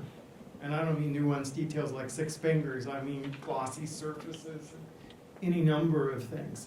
So yeah, I don't know that we're going to create fully developed characters. I share whoever said it earlier.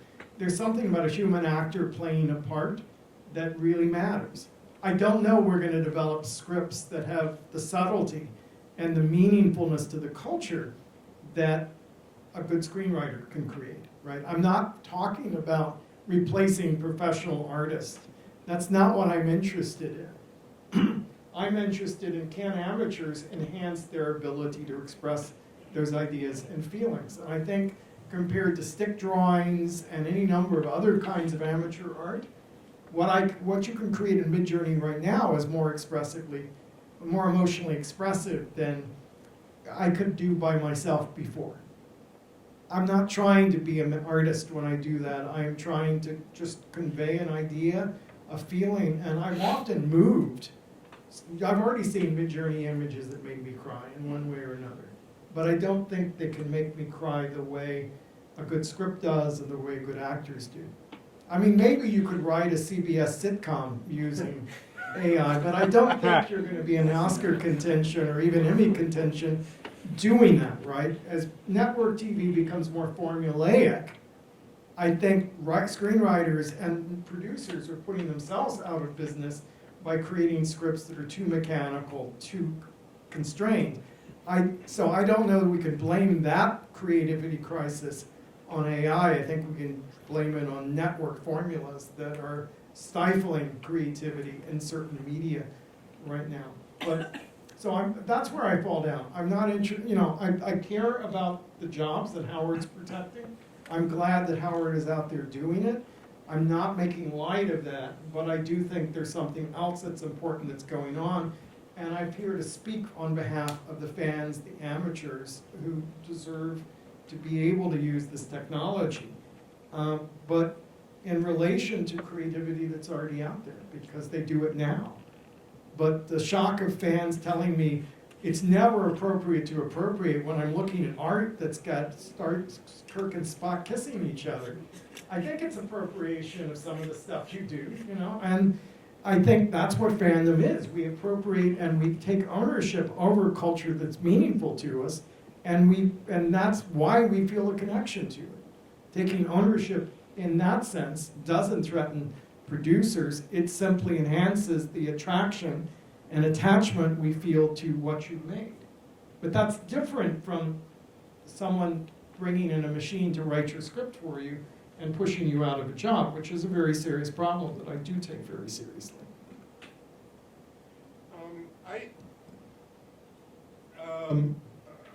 For me, it's less a question of, what is it that AI can't do than my worries about what it can do. And my worries really are less about AI than about the purposes to which generative AI is put by the people who have their hands on the levers.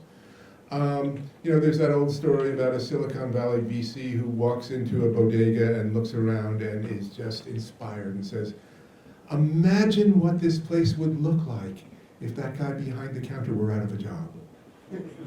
And I think a lot of AI is like that. CBS sitcoms, I don't want to just single out CBS. I'm using this for illustrative purposes only. Sometimes reach the level where it is indistinguishable from what might have been written by a machine, except the machine's hallucinations might be more interesting. I would actually like to see 6 fingers on some of those hands. And so I think that,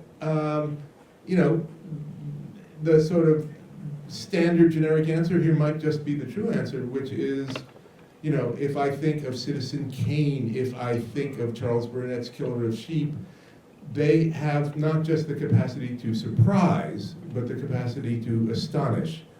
Movies at their best are empathy machines. You come out 2 hours later and you've seen the world completely through somebody else's eyes, and then you think, well, maybe my own eyes aren't the only way the world can be seen through. I don't think AI can do that.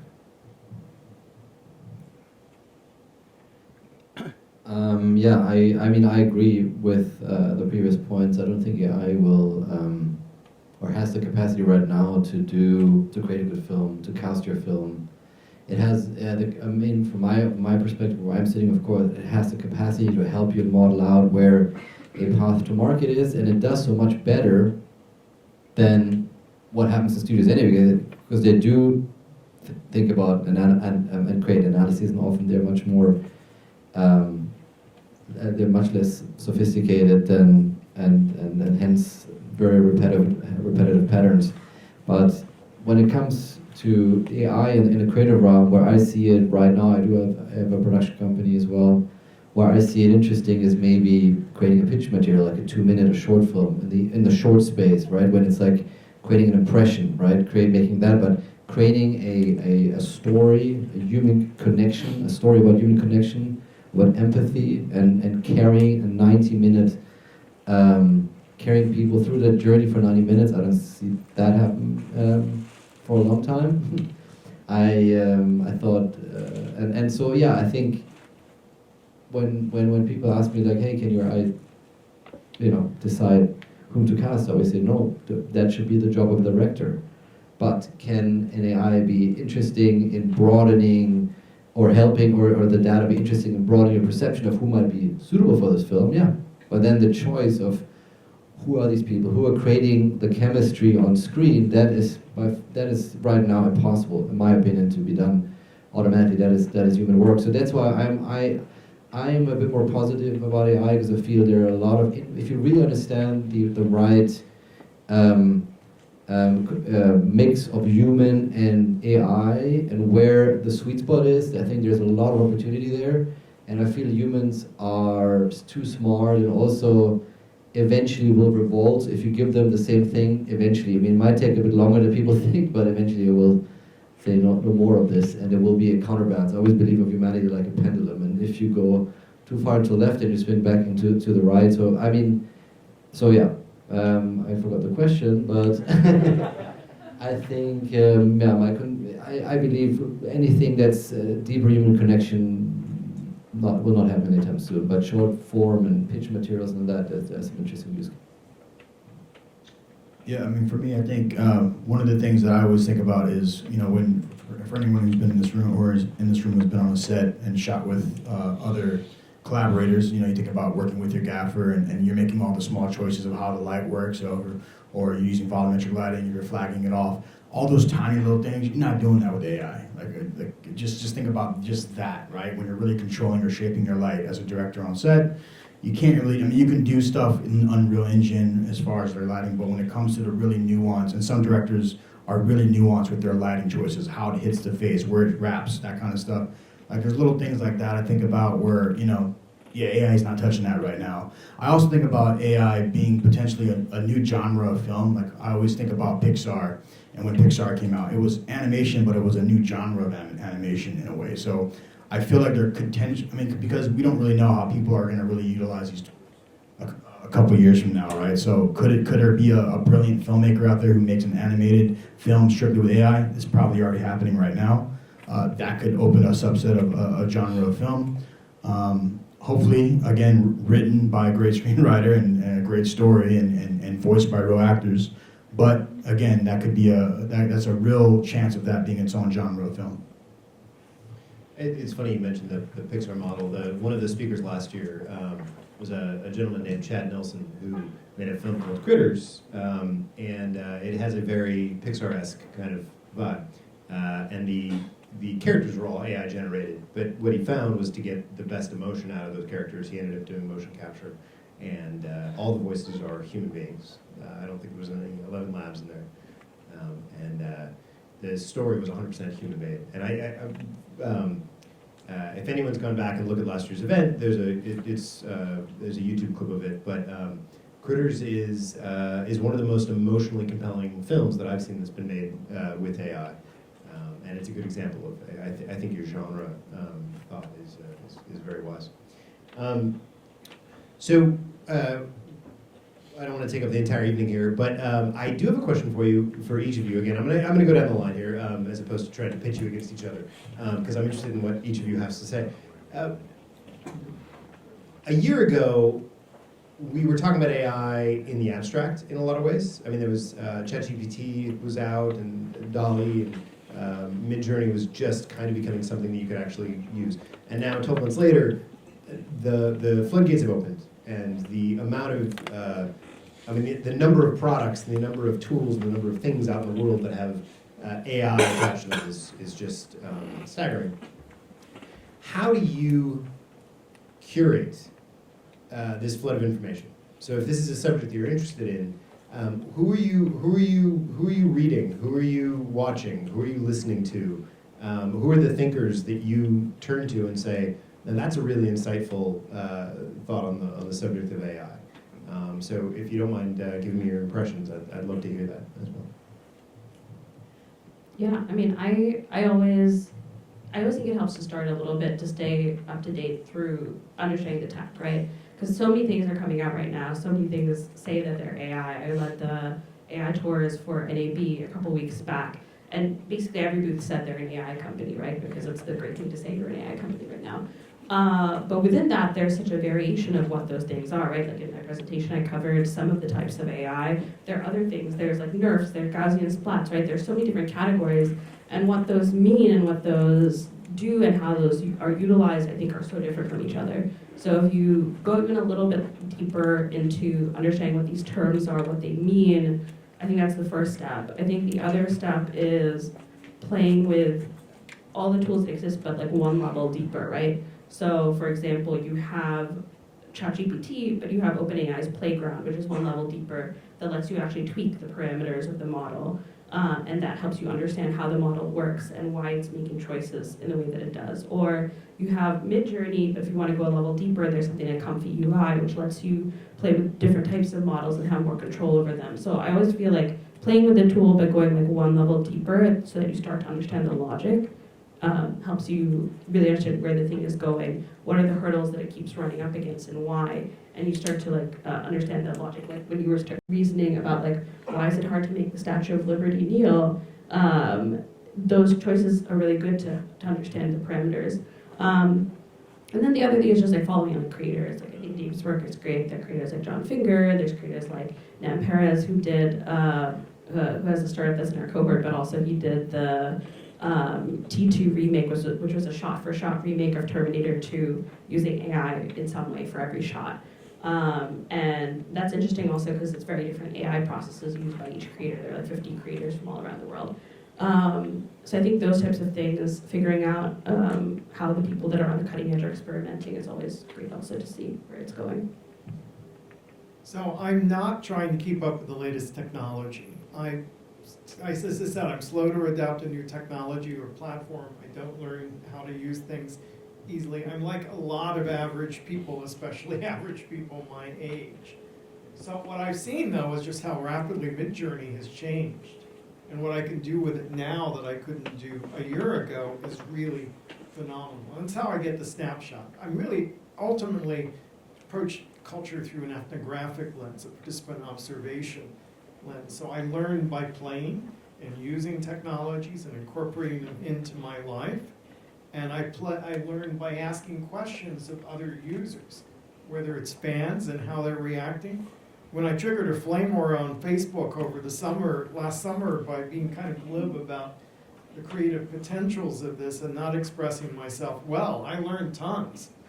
Right? Fans and artist friends of mine, comics artists who use reference pictures and copy them and turn it into their work, and fans who appropriate and remix things were outraged that I would advocate anything that claimed fair use or the ability to remix images, as long as it was their images that were being remixed.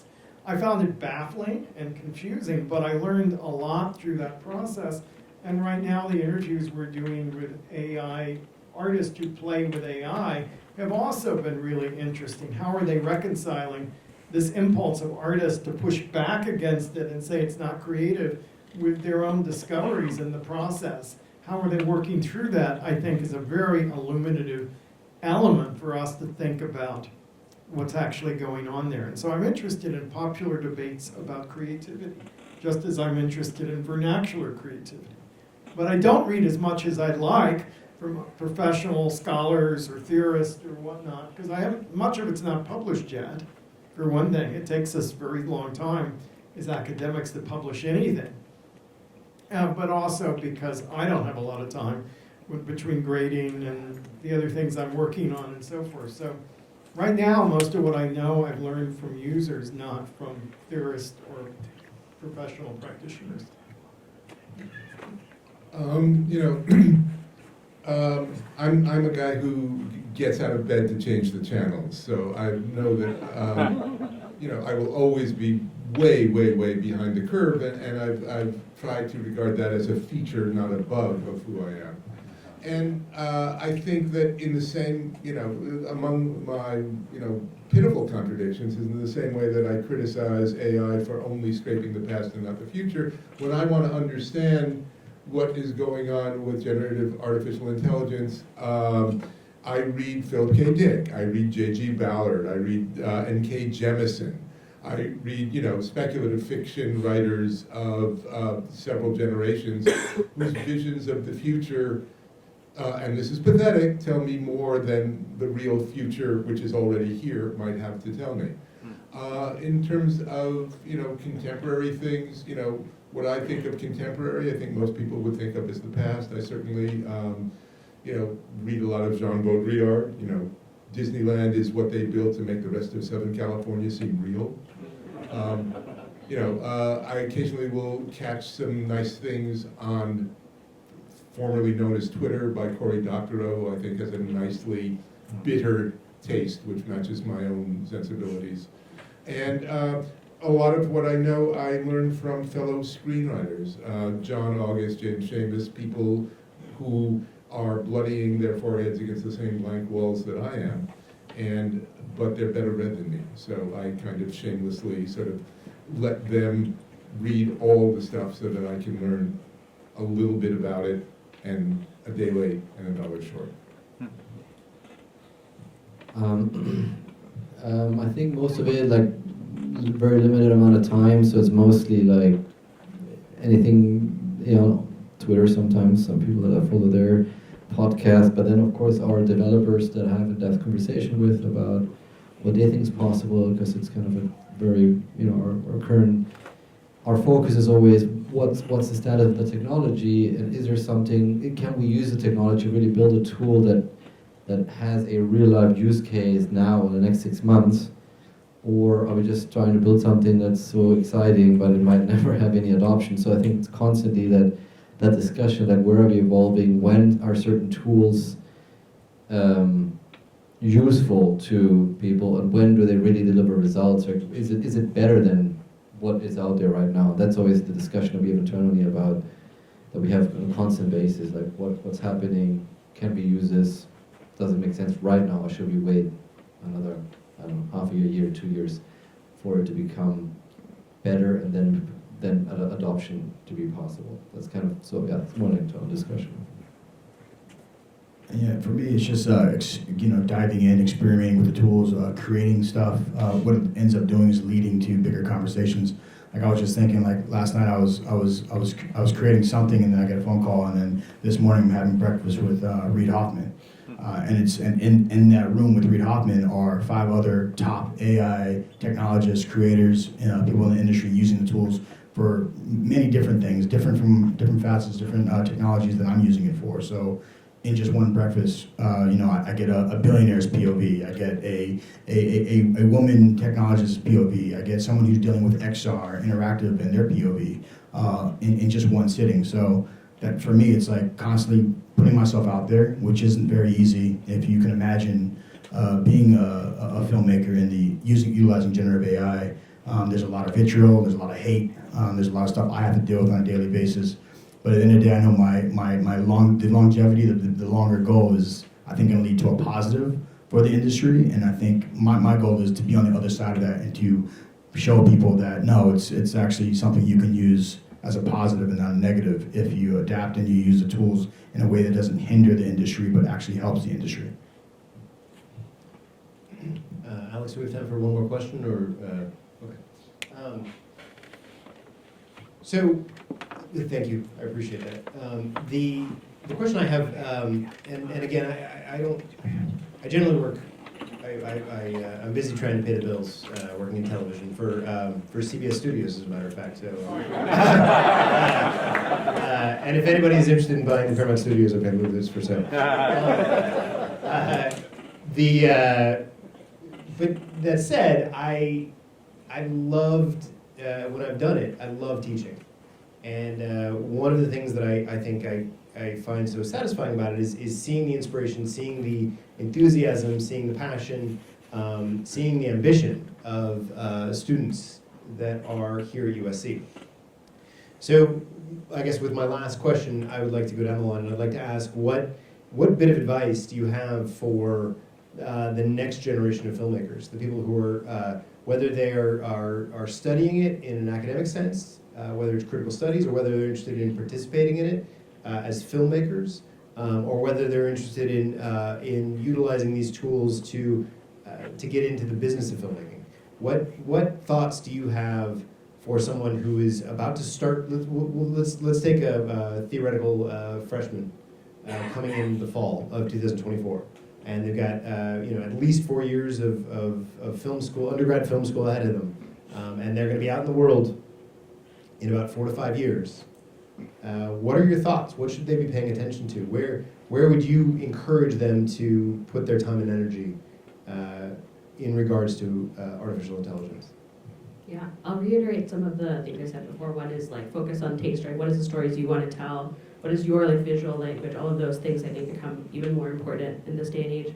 The other is obviously experimenting with these tools, like I mentioned, so that you know how it operates, so you can know what to advocate for, where to utilize them. USC is, if you're at USC, you're super lucky. It has the best media research labs across different schools. So Edinburgh Innovation Lab, the Institute of Creative Technologies, Game Innovation Lab, there are so many of them. If you get started, if you get involved as a freshman, it gives you so much chance to spend time and learn and grow. That's what I was grateful to do, including at Edinburgh Innovation Lab when I was at USC.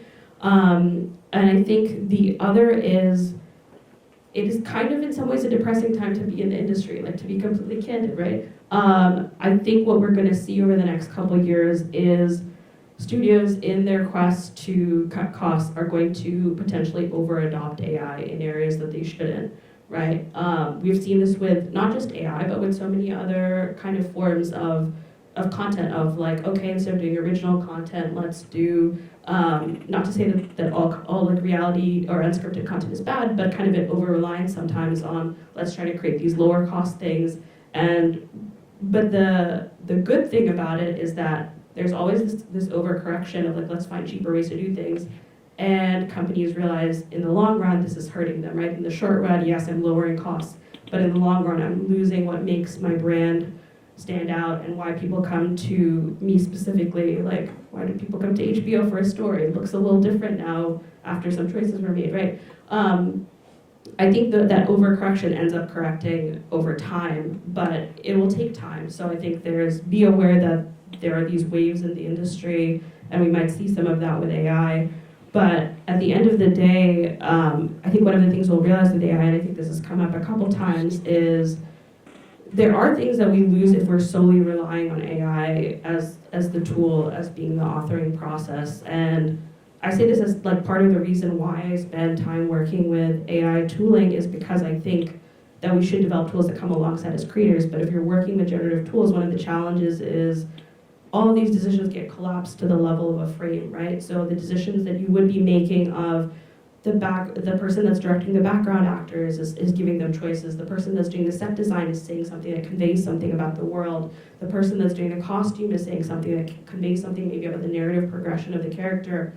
All of those choices now can get collapsed to one person making those choices at the level of this, 2D thing, rather than, the depth that comes from building this out potentially in a 3D process. So as we think about that, we have to think about those trade-offs. What are we losing? How are we making sure that we're still creating a role for collaboration within the use of these tools? Because there's something that comes from everyone bringing their voice to be a part of that creative process. That's my very long answer, sorry. Yeah, well, the first thing I'll say is that my students are often much more skeptical about AI and its creative potential than I am by a long ways. And I see that as both a virtue and a problem. The virtue is that it comes hand in hand with the commitment this generation has to ask every new technology who is being hurt by this, right? In the sense and commitment to social justice, it's a very real thing, and why students are camping out on campuses across the country and here at USC is that desire to not see people hurt by the new developments. But I think there's also a desire not to see themselves hurt, not to believe in much possibility, not to be open to exploring new realms. And that troubles me a lot about my son, his generation, the sense that we're constantly having this fight where he says, Dad, that's not the reality anymore, and that's, you used to believe the system could work, and what we got out of Watergate was the system worked. No one gets that out of Trump. And that sense, he's right, and so that sense of limited possibilities, don't believe anything so that you won't get hurt, affects the way this generation responds to AI. I want them to be open to experiment, to explore, to play, to tinker, to muck about with this stuff without making a prejudgment about is it good or bad until we know more. I want them to explore the possibilities of it. My mentor in grad school said, never dismiss anything as meaningless in culture, right? If people don't do things that are meaningless to them. We're meaning-making animals. We also are creative animals, imaginative animals. So people are not playing around with us to limit creativity. Many of them see creative potential in it. And so to shut it off before we know whether that's an achievable thing, before we know what new forms of art will emerge, would be like saying, smash the cameras, because photography is a machine art, right? We would have lost an awful lot if we did that. And so I have a faith that humans will work out some of these difficulties. You know, we will resolve it through labor resolutions and all kinds of other things, but we will also find ways to use these tools that are creative and not formulaic, that allow us to express things that we haven't seen before, that will allow us to glimpse a future and maybe even astonish us, but that, you know, we're not there yet. So be patient, be optimistic, be skeptical, sure, but also believe in the possibilities of a better world coming than the world we're living in right now. And I mean that in every possible sense. I want to have hope. And I keep seeing young people take their hope away without needing to.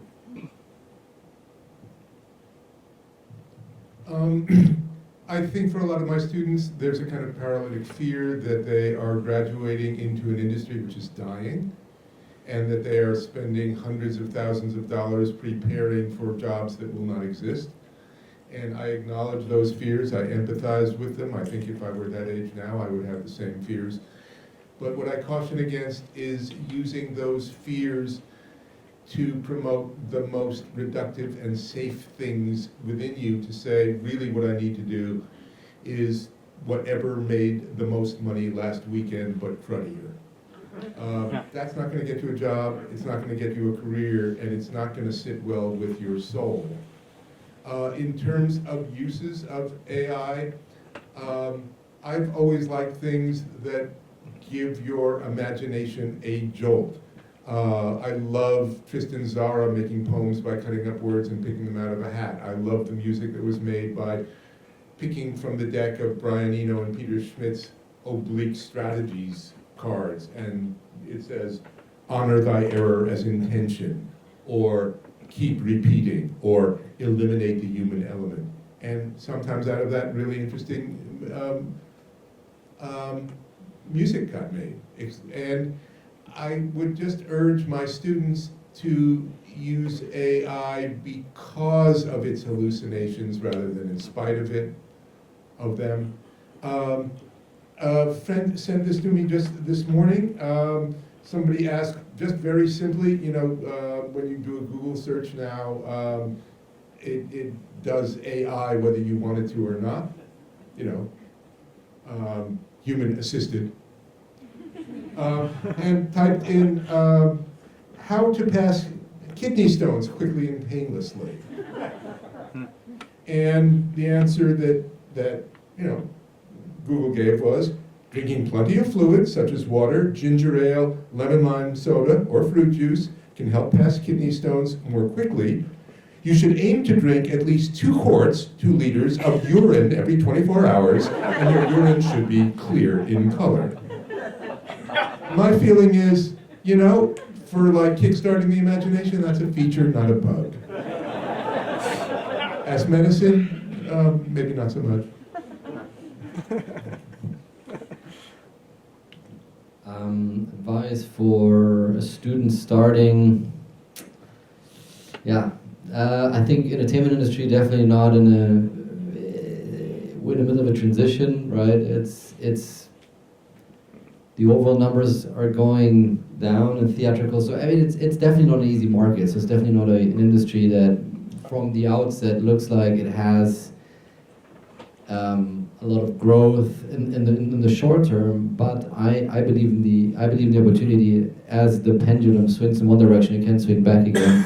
There's a lot of competition. It depends on where you are. If it's all about film, there's a lot of competition for our attention, right? Young people, games, short form content, and so it's a very different market. I think the important part is to really be curious, to be open. I think good storytellers, I don't know, if you're a producer, you have to understand a different skill set. You have to be really in tune with the world right now and what's happening.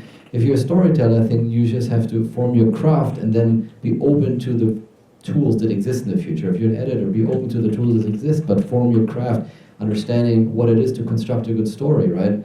So in the end, while there are certain the transition period that we're in is probably still going on for I don't know how many years, 2, 3, 4 years, until there is a model that might work hopefully again for classic film. I believe being curious, optimistic, and keep to your craft, because what I realize in the industry is way too hesitant to adopt new technology. I mean, that's where I'm coming from mostly, right? Especially on the business side, it's always like that argument that, yeah, but it's just if you use AI in the forecasting, it's just formulaic. No, it's the opposite. It's formulaic right now because they don't use AI, because it's the easy thing is to just literally do prequels and sequels and do the same stuff again that you thought works last time. With AI, you can actually predict original content, right? And so I always come with the counter argument and say, be open. Don't really understand what's going on. Be open to new tools that are out there. Really educate yourself about them and use them, but still be skillful in whatever you want to do. Because I think my fear is that skills are being lost by when too much AI comes or technology substitutes that. But in film especially, the substitution of real creative skills will be much, much slower than in other industries. So it's much more about refining these skills and being open to tools, AI tools. And I'll add to that by saying, what I say to any student I talk to, because I'm also an educator when it comes to how AI in filmmaking, I would say, one, we need you. We need people who are still going and getting trained to be filmmakers and understand the nuances of storytelling. We absolutely need you to do that, and we need you to go through programs and graduate and be those leaders and be those people who understand what I think some of the tangible elements of filmmaking might get lost if you don't. I always equate it to, your iPhone in your pocket now can shoot 4K ProRes, but I don't see a bunch of Christopher Nolan's and Quentin Tarantino's making amazing films when they really could, technically, if you think about it from a technical standpoint. That's because a lot of people aren't filmmakers. A lot of people aren't storytellers. I say the same thing when I talk to students who are worried about the influx of content that's going to be created because of AI. Cool, but a lot of it's going to be shit. And that's because they're not storytellers and they're not filmmakers. That's why you have a 4K camera in your pocket that can shoot ProRes, and we're still not seeing amazing movies being created every single day. AI is going to be no different. We're going to get a ton of shit that's going to be made, but a lot of it's going to be crap, a lot of it's going to disappear. I mean, how many people go onto Netflix and there's millions of movies you would never even look at the description? It's almost like you have a sixth sense to know you can skip over certain things that aren't going to interest you or probably aren't the quality that you used to. I had an interesting conversation about how it kind of feels like we might be going through another Sundance period. And when I mean that, I'm talking about the indie Sundance period of like when Clerks and that whole movement happened. Or you can even think when the Spielberg movement happened back in the 60s and 70s with that whole group. I think we all know the industry needs a change. We're seeing it in the numbers. We're seeing it in every single article that comes out. And I'm not saying that AI is the savior. What I'm saying is I think there's a moment in time right now that's during this whole thing with AI that people who are actually storytellers and filmmakers can take advantage of and change the industry for the better, I think, for the longevity of it, and just for you as a filmmaker, you as a student, you as a storyteller, you have a chance because, everyone's taking meetings. The ears are open, the industry's open for change, and they're trying to understand how the new generation of filmmakers can make that happen in a positive light. I like that. That's an optimistic beat. I think we should open it up to audience questions. Alex, how do you want to do this? Unfortunately, we're down to 6 mics now, so I have to steal one from you if that's okay. So I can just pass the mic around if, unless you have a really loud voice and want to just.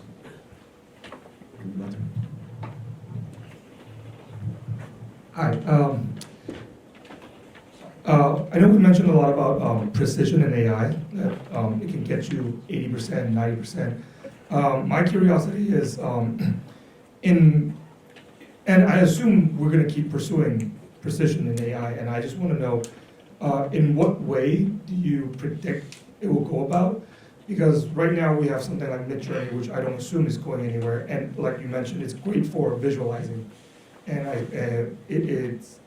assume that's gonna, go its own way. But when it comes to professional filmmaking, when we need that precision, do you think we'll keep pursuing this text-based model where we input text and more precise result comes out, or do you guys think the AI scale back a little bit and kind of go hand in hand with, an artist's ideas, or like it's more artist input and decision making?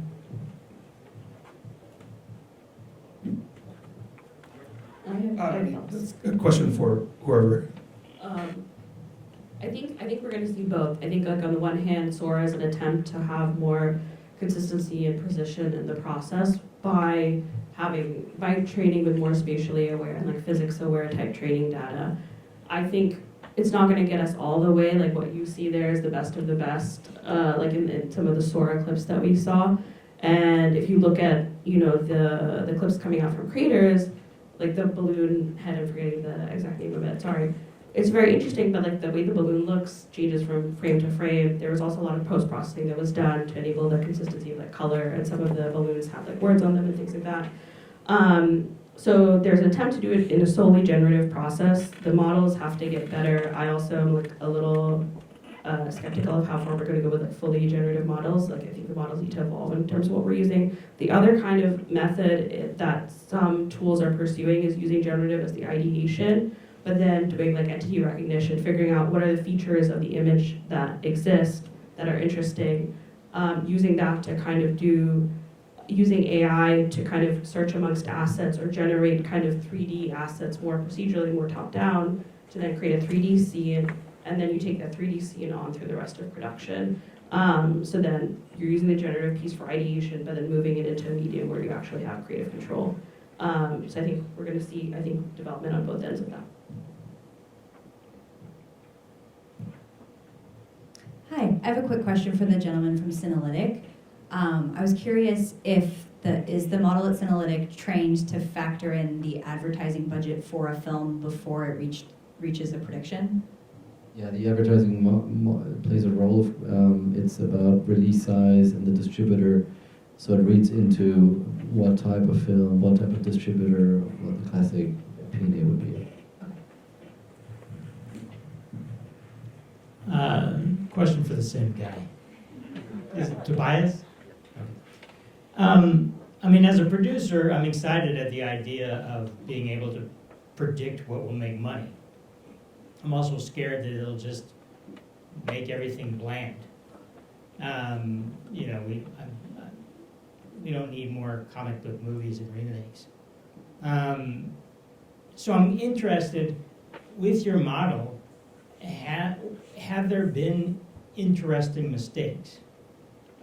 Movies that shouldn't have done well that did do well, that your model didn't predict, and movies that should have done well that didn't. Yeah, it happens all the time in the industry, of course, because we're not predicting, we're not there to predict outliers, meaning super hits or super losses, right?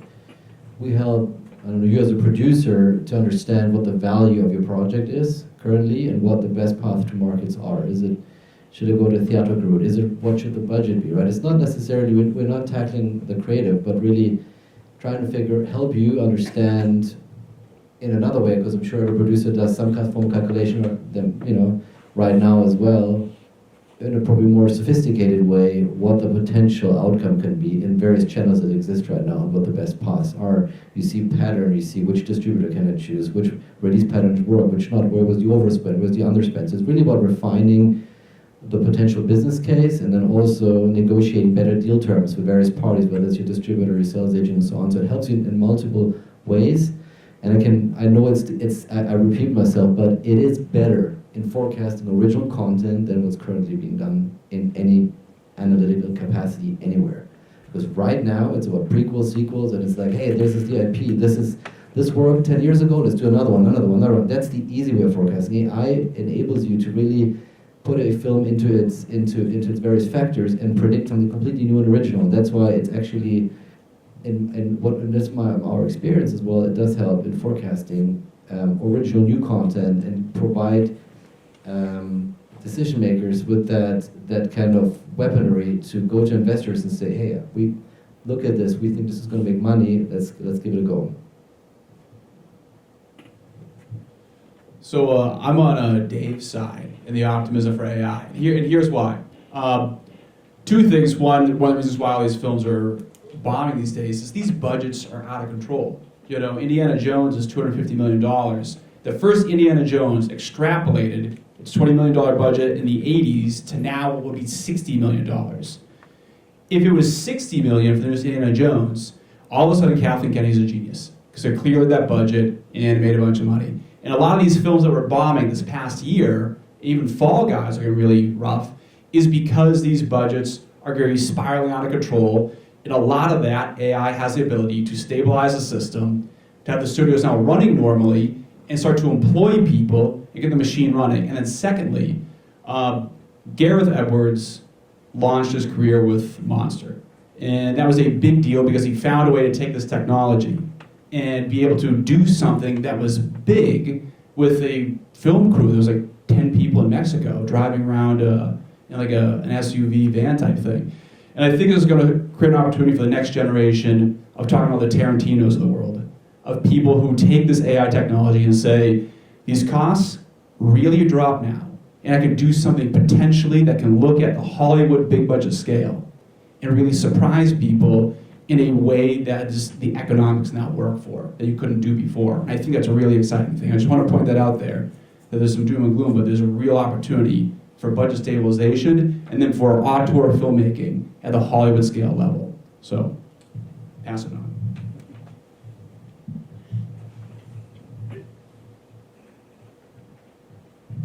Hey, I'm one of the next generation people you guys were talking about. I'm actually a student here. I'm headed into my sophomore year next year. This is a question for whoever wants to answer it. But basically, I heard that a lot of the discussion here was focused on imagery and using AI to help streamline the process of art and filmmaking.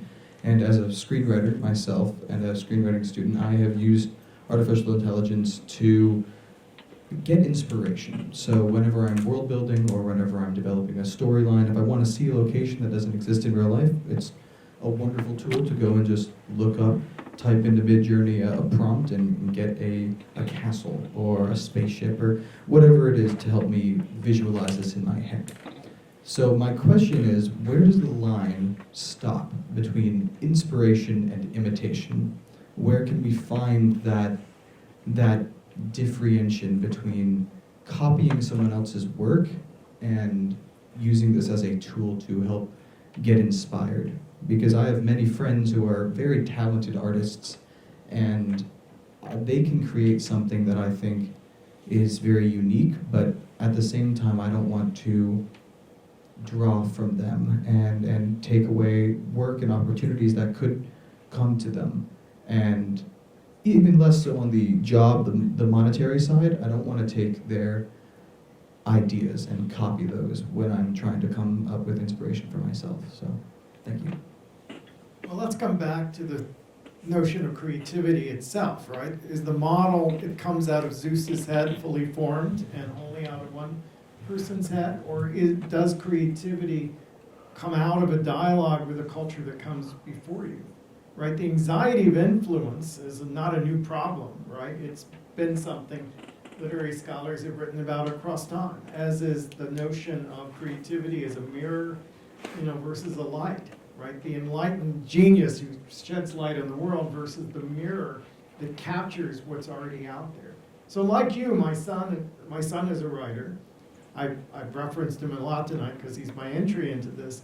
But he's a novelist, and he does what you're describing. He generates images for spaces, for characters. He doesn't take the first image offered. He can spend hours trying to come up with a version of a character. And maybe it's the traditional, Robert Benchley said how to write, how to get things done. He says first try to write, and then you find all these other tasks are more interesting than writing. So that, there's some of that going on there, but he really finds the right character. It's not just, what does this thing give me, what do I create from it? And the other thing that I find really interesting, he'll use one of the text generators to write the scene for him, and he hates it, but it's on the page. So he no longer is facing a blank page, and he has something that's motivating him to replace it as quickly as possible, because it should. And he works to get it better. And I find those very interesting models of creativity, to me, don't result in copying someone else, but result in using these tools to combat your own demons, and particularly the anxiety of the blank page for a writer, by filling it with something that you know you're going to tear down and replace. And I think we can think of it in the filmmaking process in much the same way. The problem is, as Howard pointed out, if the industry does that, you're not going to get paid as well when you replace the mock-up, because that's the original author of a script, and that's a problem with, you know, again, the professionalization of this, but not necessarily as an individual writer writing something to replace the bad stuff that comes out of the AI. I'm somebody who believes that all fiction is fan fiction in a certain way, and that, you know, of course you're going to be building on artificial constructs, your friends' constructs, historical constructs. None of us can wall ourselves off from that, nor should we. I guess what I'm saying is, if this were medical school, I would say ignore that mode of treatment, but since this is screenwriting, drink the urine. And I'll just add, Tarantino's name has been brought up a couple times tonight. I mean, we all love, a lot of us love Tarantino's work, but we all know that a lot of his work is derivative. He's open to admitting a lot of his work is derivative and influenced by other filmmakers' work. And I think you use the word inspiration. It's inspiration, right? Tarantino's inspired by films that he saw as a kid growing up. He even sets up some of the framing exactly like those films because he was that inspired. So again, remix culture, creativity, you're still going to bring your spin to it, and don't be ashamed or afraid to explore that. Hi, my question is for David. In theory, in a cutting room, somebody could write an AI program that says, take the director's last circle take and assemble a scene, which would suck for all the editing students that are here at USC. Because the decision about where to cut and, oh, gee, that little look that I had before didn't play, but it plays here, is something that's very intuitive. How do you make creative decisions interactive with the AI process? I mean, because I'm an editor myself, you know, I love the editing process also as well. I think there's, again, it comes down to what we talked about earlier, which is the nuances of AI and the nuances of creating a film, right? There's certain things like, you know, we talked about like the reaction shot, or when do you cut to a reaction shot. Like, even if there was a program that was able to say, okay, look for every time the person cuts to the woman and it's a close-up between her neckline and her forehead, go to that, it probably still wouldn't find the exact shot you would want. So I've seen some of these automated tools that people are starting to build, even a lot of startups, of how to, you know, there's some out there that help you edit like talking head videos if you're in the commercial world. And when I see those cuts that come out of there, most of them are terrible, because they're cutting at the time where right before the person's about to blink, or after the person like has a weird face. Like, it doesn't really know like the small nuances of what you want to portray in your story. So I would think there's probably going to be a tool like that. I think it's got to be regulated, because I think a director who wants to protect his vision and wants to work with an editor who can help protect his vision at the end of the day. I just had a second part to that question, which was, I worked with an editor once who came running out to me in the craft service area screaming, "Don't you ever tell me what you think of a shot ever again until I ask you for that," because I never have a first chance to see the shot except once.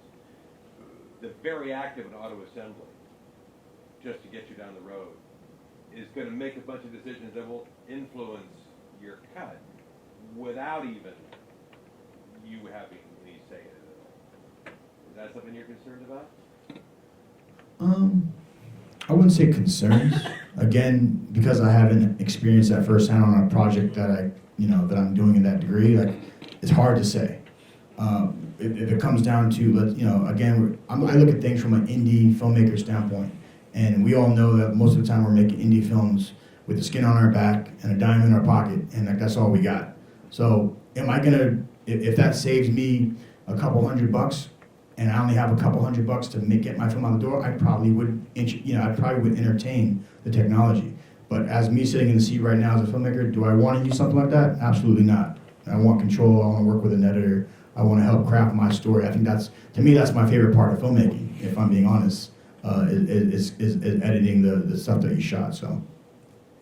had the good fortune to spend a lot of time with the legendary filmmaker D.D. Allen, who edited Reds and Bonnie and Clyde and things like that. And I got to watch Bonnie and Clyde with her and ask her about her choices at each point, which was just the most thrilling 2 days I think I may ever have spent.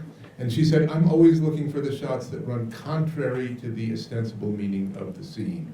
I'm looking for shots where the actor does something that they really shouldn't have, oughtn't have done. She said, if you get all of those different flavor notes in it, it's a much richer stew. And I think her eye could do that. I'm not certain that an auto assembly would find anything other than what it's supposed to find. I think also it helps to keep an eye out on how are these tools doing auto assembly, right? There are some tools that are integrating something like 12 Labs, which is using multimodal AI to understand what's happening in the image and what the action is. But a lot of these tools that are getting incorporated into editing software right now are using a very text-based approach. And when you're using a text-based approach to then do that kind of search and finding of relevant clips, you lose something in that process, right? Because then you're going off of the words, not necessarily a visual, right? There are tools out there right now that make it very easy to remove all the ums from an interview, to clean up the audio. But you lose something in that process. Some of the ums are, filler words, but also sometimes when someone's taking a pause or thinking about something, it adds something to the resonance of what they're trying to say, right? So I think it helps to look into how the logic is created behind those kind of auto edits, and make sure that when you're leaning on a tool, you're leaning on one that you only bring it up to a certain point in the process, and then also are bringing that creative authorship into it as well. That's a good point. It would be removing subtext. I have to dive in on this because I am an editor as well, 25 years doing it. Adobe and Stanford ran there was one of the reasons why I'm excited about machine learning and terrified of machine learning was because there was a professor here at USC named Norm Holland. And he gave a lecture on machine learning and its incorporation in the filmmaking process around 2017.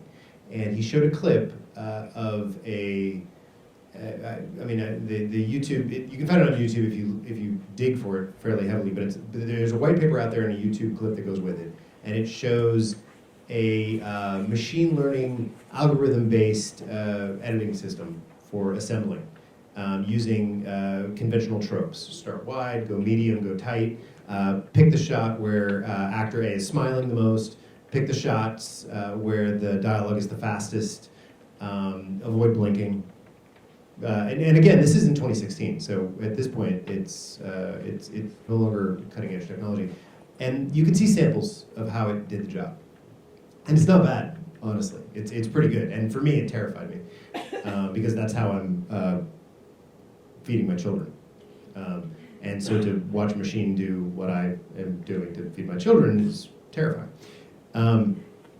That said, it only got you, as Rachel's been saying, it only got you about 80% of the way, right? It didn't cut a great scene. It didn't even cut a good scene, but it cut a watchable scene.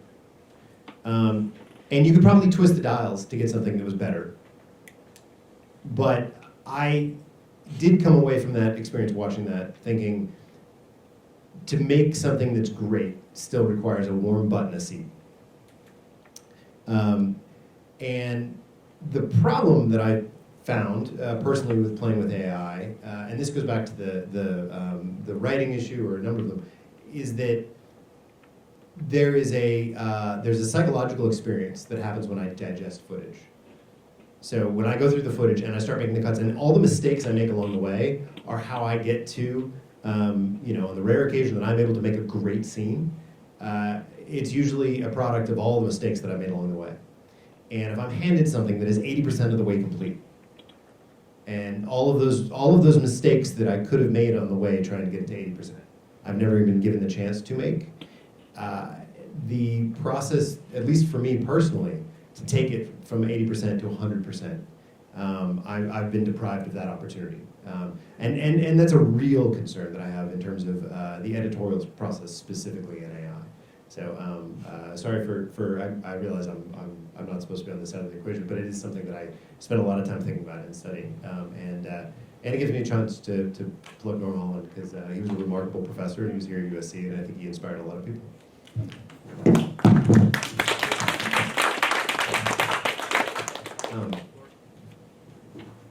So was that for questions, Alex? How are we doing on time? Are we? I mean, does anyone else have a burning final question? Mind if I ask one more? Sure. This is directed to director.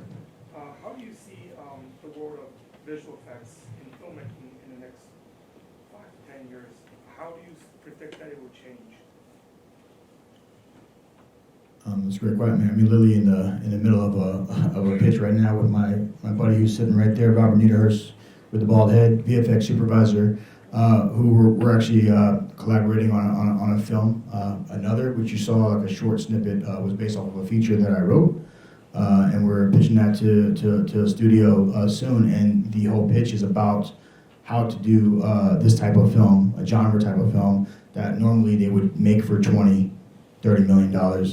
For sub 10, and a lot of that does come into how we approach the visual effects side of it, the post-production side when it comes to the which would typically be CGI and things of that nature. We're looking at how to incorporate AI as a tool along with some of the typical post-production processes, Unreal Engine, V-Ray, things like that. But it's funny you say in the future, because it's a conversation we're having right now when we're pitching these films today, is because that's how you're getting into the room. And this is for any of the young filmmakers or students out there, is that's how you separate yourself, because you're not going to get $20 million to make a film. You might get 5, you might get 10, you might get 3, but if you start experimenting and learning how you can make your film look like a $20 million film, one, more films are going to get made for everyone, which is going to be more jobs. Because I was talking to another VFX buddy of mine who worked on a pretty big film, and he got paid the same whether he sat in that seat for 6 months or 3 months. If the film is done, the film is done. So if you think about it, if you can do your job faster, move on to the next job, you're getting more work and you're making more money. And anyone who works in the business knows, you're waiting for that next job after that job ends, and it could be a year sometimes. So I think, to answer your question, yes, absolutely, I'd see it being a big proponent to what we're doing in the future and what we're doing now. And then B, I think it's going to lead to a lot more jobs. And I think, the doom and gloom is going to be the narrative for a lot of people who don't understand the technology, but for the people who are using it like myself and trying to figure out a way how to change the industry, like I say, for good, it's all about more opportunities, more films being made, like stripping down budgets. Someone mentioned over there, you get the budgets down, they're making more films a year. More films a year means more jobs, more storytellers getting opportunities.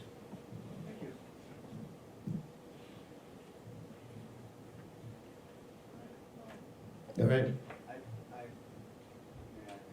Thank you. This was so good, it was almost worth the cavity search to get onto campus. I can't tell you how fascinating each of you have been tonight, and bringing so many different points of view together for us is really, I think, one of the great gifts we can give to people right now at the end of the semester, as some of you are graduating, some of you are taking a well-deserved break from classes, and many of you are coming back as alumni and professionals interested to dive into these tools. And I think that I learned a lot, and hopefully I can say the same about everyone in the audience. So thank you all so much for sharing. And thank you, John, for once again being such an amazing host for this. Alex, you and Holly, it's just a pleasure to come back, and thank you everybody for coming and speaking.